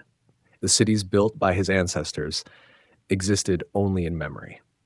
Every tree, every field, every pathway that had defined his earthly experience had been swept away, leaving him to begin life on what was essentially an alien planet. The silence that greeted the ark's inhabitants as they emerged must have been profound beyond modern understanding. No voices called out in greeting, for there were no other humans to offer welcome. No smoke rose from cooking fires because no one had survived to kindle them. No sounds of domestic animals echoed across the landscape, save for those that stepped out of the ark with Noah's family. They were pioneers in the truest sense, the first inhabitants of a world scrubbed clean by divine judgment. The immediate challenges facing Noah and his family were immense. They needed shelter, but no buildings remained standing to provide refuge. They required food, but no crops had been planted or tended during the long months of flooding. They needed tools, but the metalworking shops and craftsmen who had created such things no longer existed. Every necessity for survival would have to be created from raw materials using only the knowledge they carried in their minds. Ancient traditions suggest that the animals emerging from the ark displayed behavior that reflected the traumatic experience they had endured. Creatures that had lived peacefully together during their confinement in the vessel now reverted to their natural relationships as predator and prey. The harmony that had existed in the ark could not be maintained in the open world, introducing new complexities to Noah's role as steward of the earth's renewed animal population. The first act Noah performed after leaving the ark revealed both his priorities and his understanding of what had transpired during the flood. He built an altar and offered sacrifices to God from among the clean animals that had been preserved for this purpose. This was not merely a gesture of thanksgiving, though gratitude certainly motivated his actions. It was an acknowledgement that the new world, like the old one, required proper relationship between humanity and its creator. The altar Noah constructed may have been crude compared to the elaborate structures that later generations would build, but it served as the foundation for all subsequent human worship. Here, for the first time since the flood, the smoke of sacrifice rose toward heaven, carrying with it the prayers and praise of the earth's sole human family. This simple act of devotion marked the beginning of religious life in the post-flood world. God's response to Noah's sacrifice demonstrated that the purpose of the flood had been achieved. The divine displeasure that had necessitated such drastic judgment had been satisfied by the destruction of the corrupt antediluvian civilization. The sweet savor of Noah's offering indicated that proper relationship between heaven and earth had been restored, making possible a new covenant between God and humanity. The covenant God established with Noah extended far beyond the immediate concerns of one family to encompass all future generations and every form of life on earth. Never again would a flood destroy all living creatures. The natural order would remain stable, with seasons following their appointed cycles and day succeeding night in predictable patterns. This was not merely a promise to Noah, but a commitment to maintain the conditions necessary for life itself to flourish. The rainbow that appeared as a sign of this covenant transformed what had been merely an optical phenomenon into a symbol laden with meaning. Light broken into its component colors by water droplets became a bridge between earth and heaven, a visual reminder that divine wrath had been replaced by divine mercy. Every time storm clouds gathered and rain began to fall, the appearance of the rainbow would remind both God and humanity that the covenant remained in effect. This sign was particularly meaningful given the recent traumatic experience with water. For Noah's family, the sight of rain clouds would likely have triggered memories of the flood that destroyed their world. The rainbow served as immediate reassurance that such fears were groundless, that the God who had brought judgment through water had now committed never to use that method of destruction again. The covenant also established new principles for human society that differed from those that had governed the antediluvian world.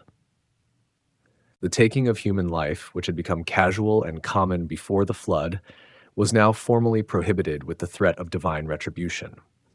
The image of God in humanity, though damaged by sin, retained sufficient value to make murder a capital offense. This principle would become foundational to all subsequent systems of justice. Permission to eat meat previously forbidden to humans was granted as part of the new arrangement. The vegetarian diet that had characterized human existence since Adam's time was expanded to include animal flesh, though with the restriction that blood must not be consumed. This change reflected the altered relationship between humans and animals in a world where fear and dread had replaced the harmony that once existed between species. The covenant's scope extended beyond humanity to include every living creature that had emerged from the ark. Birds, beasts, and creeping things were all specifically mentioned as beneficiaries of God's promise never again to destroy the earth by flood. This universal inclusion demonstrated that the covenant was not merely about human welfare, but about the preservation of life in all its forms. Noah's role as the second father of humanity became apparent as his family began the process of repopulating the earth. Like Adam before him, Noah stood at the beginning of a new phase of human history, with the responsibility of establishing patterns that would influence all subsequent generations. The choices he made about worship, governance, and social organization would serve as precedents for his descendants. The psychological adjustment required of Noah and his family cannot be overstated. They had witnessed the complete destruction of human civilization and now bore the sole responsibility for rebuilding it from nothing. Every decision carried enormous weight because there were no other voices to offer counsel, no other examples to follow, no safety net if their choices proved unwise. The knowledge that they alone represented humanity's future must have created tremendous pressure. Their children would inherit not just property or position, but the entire burden of continuing the human race. Every skill they possessed, every story they remembered, every tradition they maintained had become irreplaceable because no alternative sources existed. Yet within this overwhelming responsibility lay unprecedented opportunity. Noah and his family could establish new patterns of living without having to overcome existing traditions or institutions. They could implement the lessons learned from observing the corruption that had necessitated the flood. They had the chance to create a society that would avoid the mistakes that had led to such catastrophic judgment. The covenant with the rainbow provided the foundation for this new beginning, offering both promise and warning. Divine mercy had granted humanity a second chance, but the very existence of the covenant implied that human nature had not been fundamentally changed by the flood. The potential for corruption remained, making vigilance and faithfulness essential for avoiding a repetition of antediluvian failures. The vineyard. The curse continues. The early years following the flood brought both hope and harsh realities to Noah's family as they established their new life on the cleansed earth. The patriarch who had faithfully built the ark and preserved humanity through divine judgment now faced the challenge of creating sustainable civilization in an empty world. Among his first endeavors was the planting of a vineyard, an act that seemed to promise abundance and prosperity for the growing family. Ancient traditions suggest that Noah may have brought grapevines with him in the ark, preserving not only the species, but also the knowledge of cultivation that had existed before the flood. The choice to prioritize vineyard planting revealed Noah's understanding that his family would need sources of nourishment beyond the basic grains and vegetables required for immediate survival. Wine had been known in the antediluvian world, and Noah sought to restore this aspect of pre-flood life. The vineyard flourished in ways that may have surprised even Noah. The post-flood earth, enriched by the organic matter deposited during the Great Deluge, proved remarkably fertile. The grapevines grew with unusual vigor, producing clusters of fruit that exceeded anything Noah had witnessed before the catastrophe. This abundance seemed to confirm God's blessing on the new world and Noah's role as its steward. The success of the vineyard brought satisfaction to Noah after years of uncertainty and struggle. Here was tangible evidence that life could not only survive in the post-flood world, but actually thrive. The man who had endured mockery for building an ark in a dry land now saw his agricultural efforts rewarded with harvests that validated his faith in divine provision and his skill as a cultivator. When the grapes reached maturity, Noah processed them into wine according to methods he had learned before the flood. This fermentation process represented more than simple food preparation. It was an act of cultural reconstruction, restoring practices that connected the new world with the old. The wine produced from this first post-flood vintage carried within it centuries of human knowledge about cultivation, processing, and preservation. The production of wine also served practical purposes in the post-flood environment. Fermented beverages kept longer than fresh grape juice and could provide necessary calories during seasons when other food sources might be scarce. Wine could serve medicinal purposes, helping to treat ailments that had no other remedy in a world without the complex healing traditions that had existed before the flood. However, the potency of this first post-flood wine may have exceeded Noah's expectations. Some traditions suggest that the changed atmospheric conditions following the flood altered the fermentation process, creating stronger alcoholic content than Noah had experienced in the antediluvian world. The patriarch who had shown such wisdom and self control throughout his long life found himself unprepared for wine that affected him more powerfully than he anticipated. The consumption of this wine led to consequences that revealed the persistence of human weakness, even in the post flood world.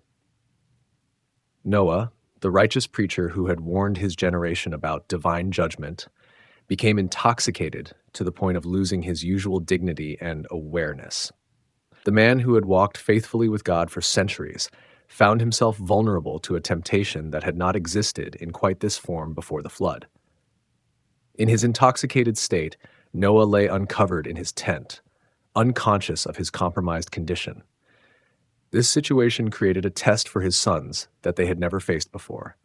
How would they respond to seeing their father, the hero of the flood and the patriarch of their family, in such a degraded state? Their choices in this moment would reveal their character and establish patterns that would influence their descendants for generations. Ham, the father of Canaan, discovered his father's condition and made a choice that ancient sources describe as inappropriate and disrespectful. Rather than quietly covering his father's nakedness and protecting his dignity, Ham observed the situation and then reported it to his brothers. Some traditions suggest that Ham's response went beyond simple observation to include mockery or even more serious violations of filial respect.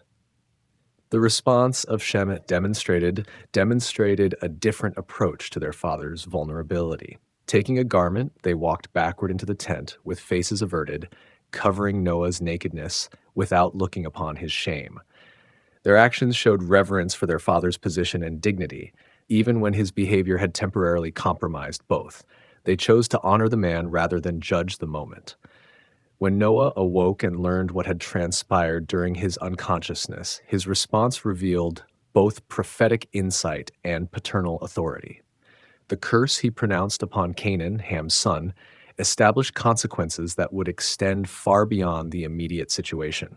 This was not merely an angry father's reaction to disrespectful behavior, but a prophetic declaration that would shape the relationships between entire peoples for centuries to come. The blessing Noah spoke over Shem acknowledged his respectful behavior and established his lineage as the bearer of special divine favor. From Shem's descendants would come the people through whom God's covenant promises would be fulfilled. The knowledge of the true God and the hope of ultimate redemption would be preserved through this bloodline, making Shem's choice to honor his father significant far beyond its immediate context. Japheth also received blessing for his respectful treatment of Noah's vulnerability. The expansion and prosperity promised to Japheth's descendants would make them influential in world affairs, though their role would be different from that assigned to Shem's lineage. The cooperation between Shem and Japheth in covering their father's shame became a prophetic picture of future relationships between their peoples. The incident in Noah's vineyard demonstrated that the flood had not fundamentally altered human nature. The same tendencies towards sin that had characterized the antediluvian world remained present in the post-flood earth. Neither the traumatic experience of universal judgment nor the gracious preservation through divine mercy had eliminated the capacity for moral failure from human hearts. This realization must have been profoundly disturbing to Noah as he contemplated its implications. The world he had helped to rebuild was already showing signs of the corruption that had necessitated the flood. If the very family chosen to represent humanity's new beginning could not maintain perfect righteousness, what hope existed for future generations as they multiplied and spread across the earth? Yet the incident also revealed that moral choices still mattered in the post-flood world. The different responses of Noah's sons to the same situation produced different consequences for their descendants. Righteousness was still possible, even if perfection remained elusive. The covenant God had established with Noah remained in effect, offering hope that divine mercy would continue to work with human weakness rather than simply destroying it. The vineyard that had initially symbolized hope and prosperity for Noah's family became a reminder of humanity's ongoing struggle with temptation and moral failure. The abundance that God had provided could become a snare if not handled with wisdom and restraint. Success and blessing carried within them the seeds of potential corruption, making vigilance and humility essential for maintaining right relationship with God. Noah's experience with wine also established precedents for how later generations would view alcoholic beverages.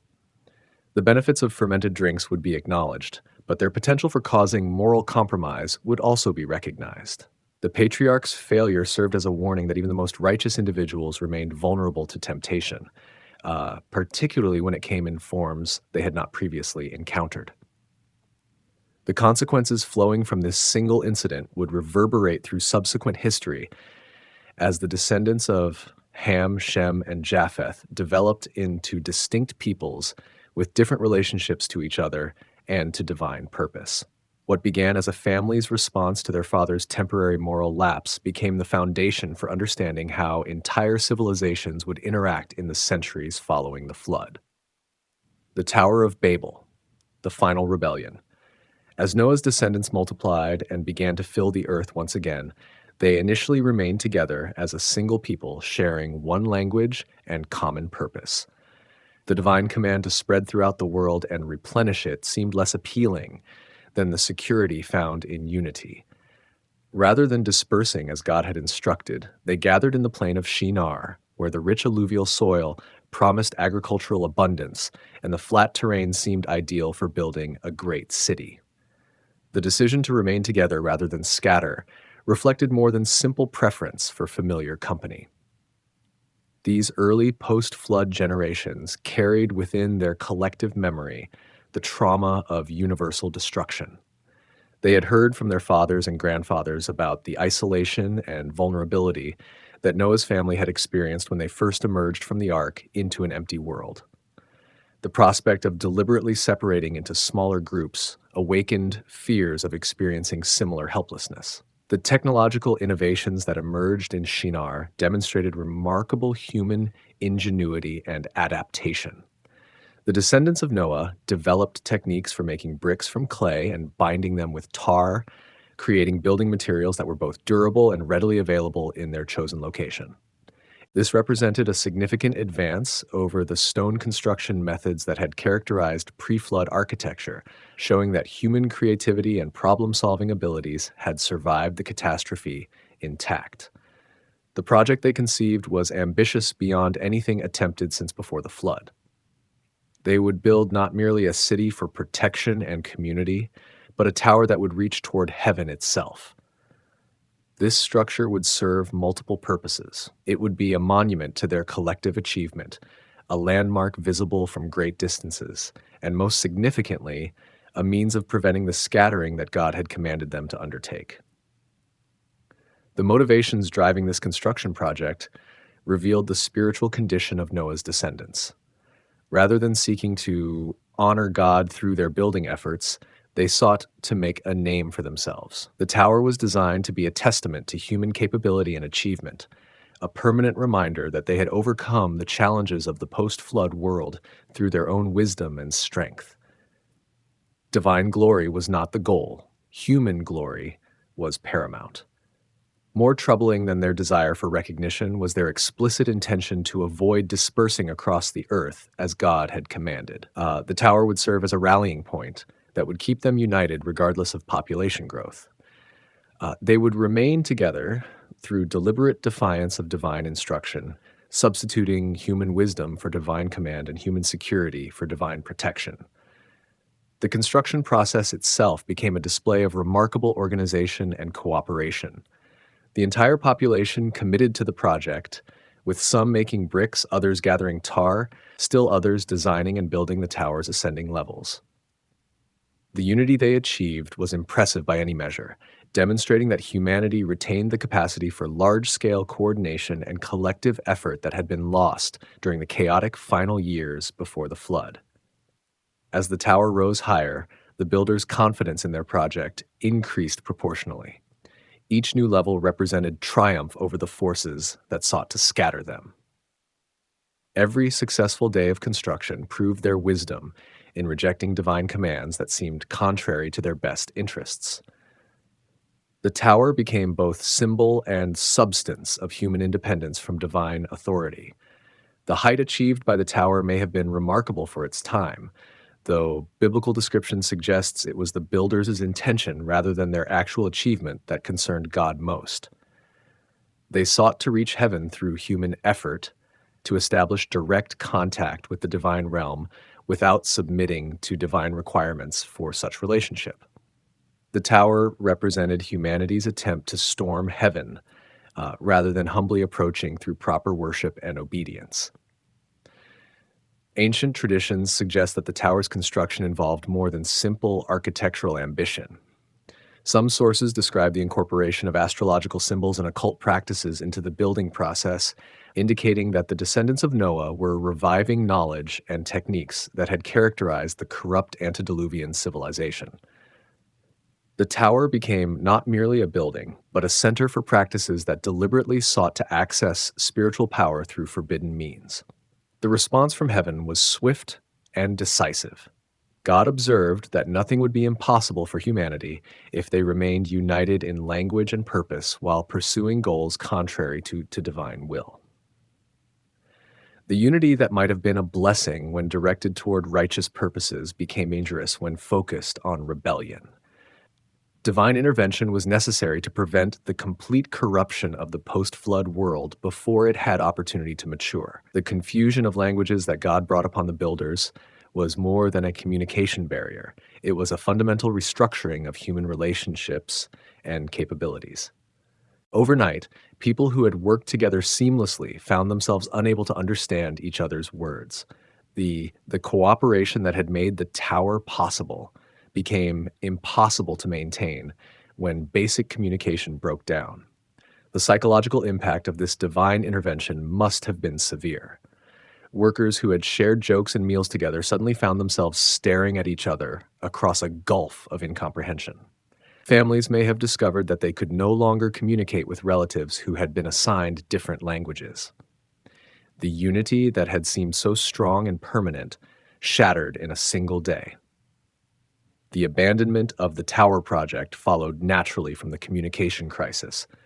Construction that required precise coordination became impossible when workers could not understand instructions or coordinate their efforts. The tower that was meant to reach heaven remained unfinished, standing as a monument to human ambition interrupted by divine judgment. The structure they had intended as a symbol of their unity became instead a reminder of their division. The scattering that followed fulfilled God's original command through divine compulsion rather than willing obedience. The people who had refused to spread across the earth voluntarily now found themselves forced to separate into groups that could communicate internally, but not with each other. The dispersion they had feared became unavoidable, but it occurred under conditions of conflict and confusion rather than blessing and cooperation. The various language groups that emerged from Babel carried with them different aspects of the knowledge and culture that had been unified before the confusion. Some groups retained advanced building techniques, others preserved agricultural innovations, still others maintained aspects of pre-flood traditions that had survived through Noah's family. The division of humanity resulted in the division of human knowledge and capability as well. The geographical dispersion that followed the language confusion established the foundation for all subsequent human civilizations. Different groups migrated to various parts of the earth, adapting their shared post-flood heritage to different environments and developing distinct cultures over time. The unity of early post-flood humanity gave way to the diversity of nations and peoples that would characterize the remainder of human history. The Tower of Babel incident marked the final major attempt at human unity in defiance of divine will during the early post-flood period. It demonstrated that the flood had not eliminated humanity's capacity for collective rebellion against God. If anything, the success that Noah's descendants achieved in building their city and tower proved that human capability remained formidable when directed toward unified goals, making divine intervention necessary to prevent complete apostasy. The judgment at Babel also revealed divine mercy within divine justice. Rather than destroying the rebellious builders as the flood had destroyed the antediluvian world, God chose a punishment that preserved human life while preventing the completion of their rebellious project. The confusion of languages accomplished God's purposes without eliminating the people who had defied his commands. The consequences of Babel extended far beyond the immediate crisis of the tower's abandonment. The division of humanity into distinct linguistic and cultural groups created the basic structure within which all subsequent human history would unfold. Nations, empires, and civilizations would rise and fall, but they would do so within the framework established when God confused the languages and scattered the peoples from the plain of Shinar. The journey of the bones, the promise to Abraham. Among the scattered descendants of Noah who left Babel's confusion, one family carried a burden that set them apart from all others. According to ancient traditions preserved in various sources, Shem had received from his father Noah a sacred trust that would shape the destiny of nations yet unborn. Hidden within their household goods, carefully wrapped and reverently tended, lay the bones of Adam himself. The preservation of Adam's remains through the flood represents one of the most remarkable continuities between the pre-flood and post-flood worlds. Ancient sources suggest that the knowledge of Adam's burial place had been passed down through the righteous line of Seth, preserved by Enoch before his translation, and entrusted to Noah before the waters rose. The first man's bones had survived the universal catastrophe that erased every other trace of the antediluvian world. This sacred relic was more than mere remembrance of humanity's first father. The bones of Adam carried within them the promise first spoken in Eden when God declared that the woman's seed would crush the serpent's head. Every generation that maintained custody of these remains served as guardians of humanity's ultimate hope, keepers of the pledge that redemption would eventually come to the race that had fallen so far from its created purpose. The responsibility of caring for Adam's bones had fallen to Sem as the blessed son of Noah, the one whose descendants were designated to preserve the knowledge of the true God. This trust required not merely physical protection of the remains, but spiritual understanding of their significance.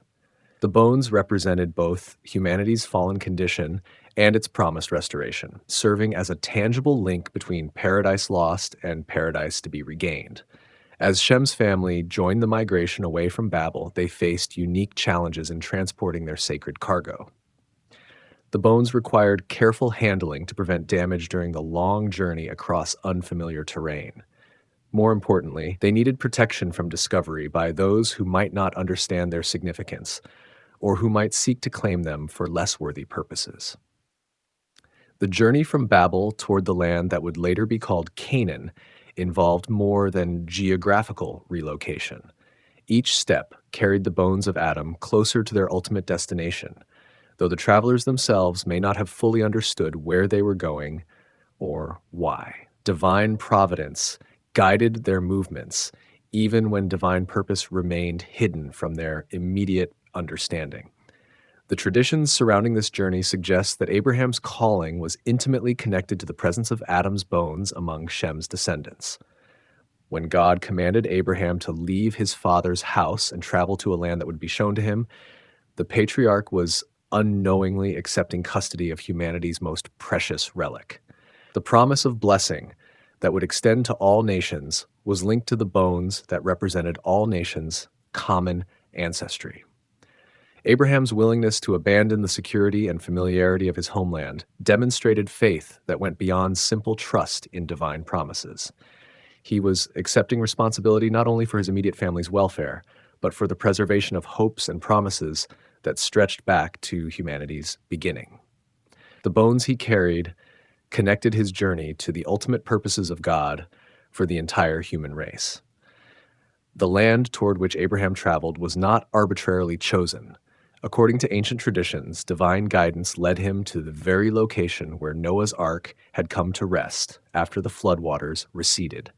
The mountain where humanity had received its second chance would become the place where humanity's ultimate redemption would be accomplished. The geographical connection was not coincidental but providential. Mount Moriah, the destination of Abraham's journey, represented the convergence of multiple streams of divine purpose. Here the ark had found solid ground after floating on the waters of judgment. Here Noah had built his first altar in the cleansed world. Here Adam's bones would find their final resting place. And here, in the fullness of time, the promise made in Eden would reach its ultimate fulfillment. The burial of Adam's bones in the place that would later be called Golgotha established a spiritual foundation that would remain hidden for centuries. Abraham, following divine direction, interred the remains of humanity's first father in soil that seemed unremarkable but was actually the most significant location on Earth. The place of the skull received its name not from its appearance, but from its contents. Uh, the covenant that God established with Abraham took on deeper meaning when understood in connection with Adam's bones. The promise that all nations would be blessed through Abraham's seed was spoken over the resting place of the man from whom all nations had descended.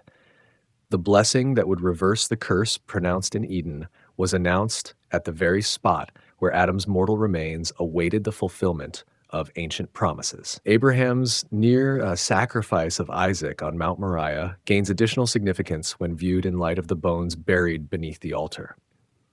The patriarch's willingness to offer his promised son in the place where Adam lay buried demonstrated faith that transcended immediate understanding.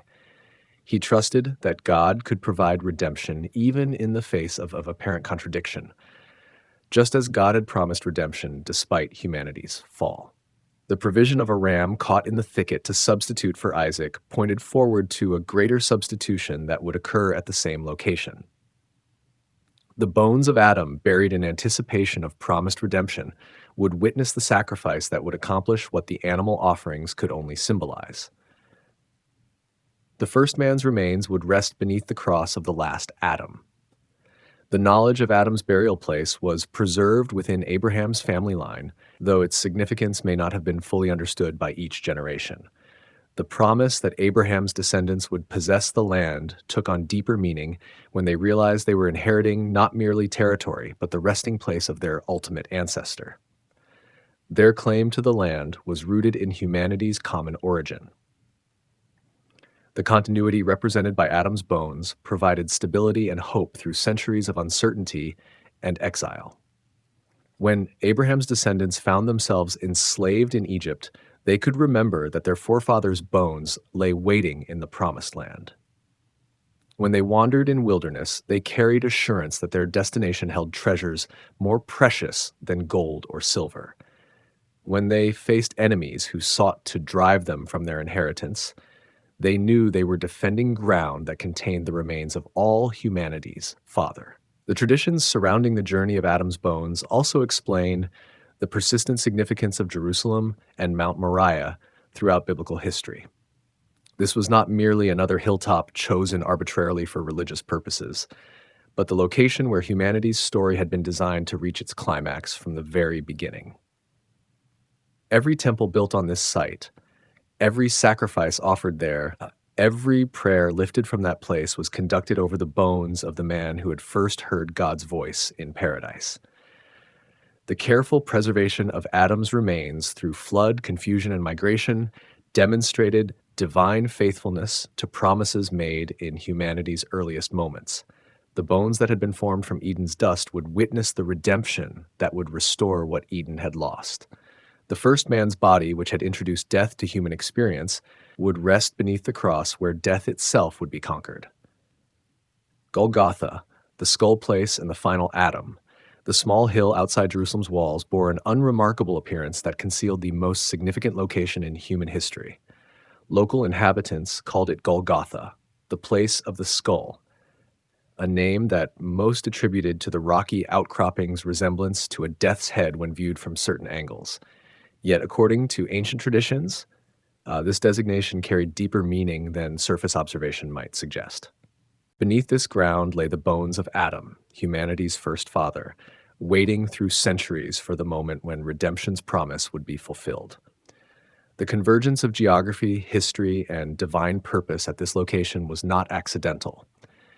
When Abraham had followed God's guidance to Mount Moriah, he had unknowingly arrived at the exact spot where Noah's ark had found solid ground after the floodwaters receded. The place where humanity had received its second chance would also become the location where humanity's ultimate deliverance would be accomplished. Divine providence had been weaving together threads of purpose across millennia. The name Golgotha itself testified to the significance of what lay buried there. While casual observers saw only a hill shaped somewhat like a skull, those who preserved ancient knowledge understood that this was literally the place where the skull of all humanity's ancestor rested. Adam's bones, carried from Babel by Shem's descendants and buried by Abraham according to divine direction, had transformed an ordinary hillside into the most sacred ground on earth. The selection of this specific location for crucifixion was not made by Roman authorities based on convenience or tradition alone. Divine sovereignty guided even the practical decisions of pagan officials, ensuring that the promised redemption would occur precisely where the need for redemption had originated. The curse pronounced in Eden would be reversed at the spot where Eden's first inhabitant awaited resurrection. When the soldiers drove the cross into the ground at Golgotha, they were unknowingly completing a circle that had begun when God first formed man from the dust of the earth. The wood that would bear the weight of humanity's sin was planted in soil that held the remains of the one who had introduced sin to human experience. The tree of death stood rooted in the grave of the one who had chosen death over life in paradise. The last Adam, as Christ would later be called, hung suspended between earth and heaven directly above the bones of the first Adam.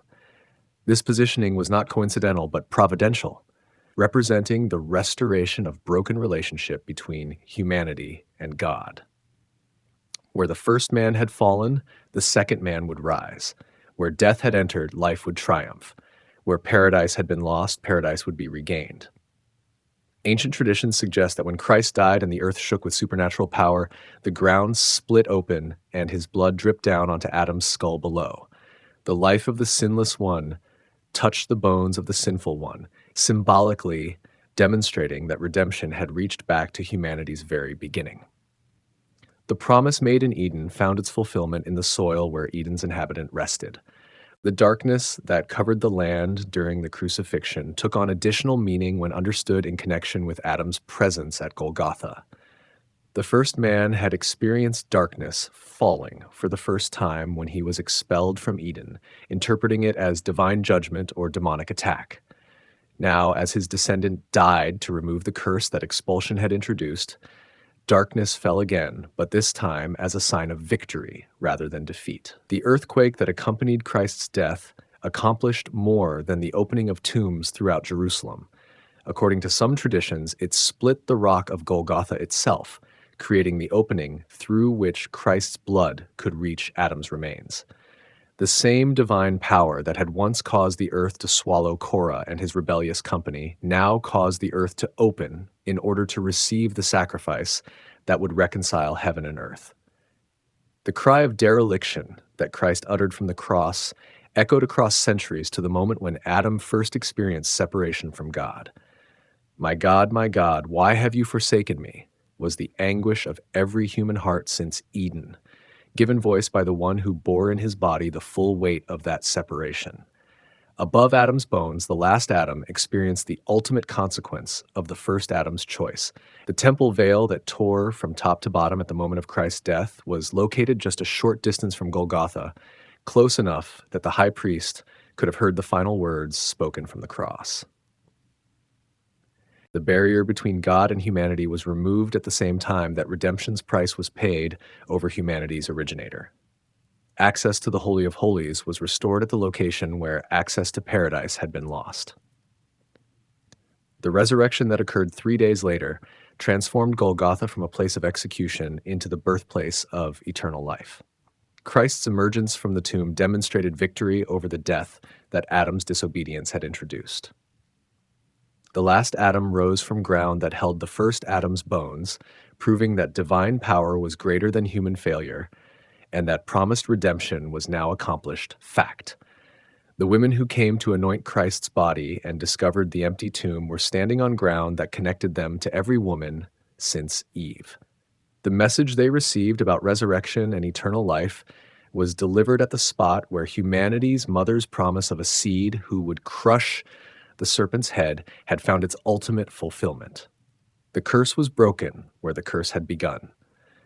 The Great Commission that Christ gave to his disciples before his ascension took on global significance when spoken from the vicinity of Golgotha. The command to make disciples of all nations was issued from above the resting place of the one from whom all nations had descended.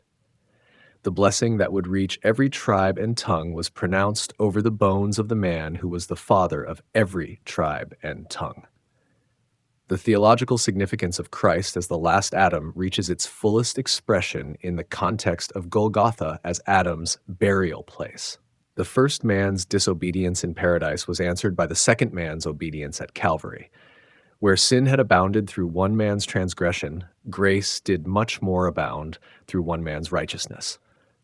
The symmetry was perfect, the justice complete, the mercy infinite. The early Christian understanding of Christ's work gains deeper meaning when viewed against the background of Adam's presence at Golgotha. The Apostle Paul's teaching about the first and last Adam was not merely theological metaphor, but literal truth, rooted in geographical and historical reality. The redemption accomplished at the cross was as universal as the fall it reversed, because it occurred at the resting place of the universal ancestor. The promise made to the serpent in Eden that the woman's seed would crush his head found its fulfillment at the location where the woman's husband awaited vindication. Satan's apparent victory in the garden was revealed as temporary defeat when viewed from the perspective of Golgotha. The ancient enemy's power was broken at the very spot where his first triumph had taken place. The ongoing significance of Golgotha extends beyond the historical moment of crucifixion to encompass the eternal purposes of God for humanity.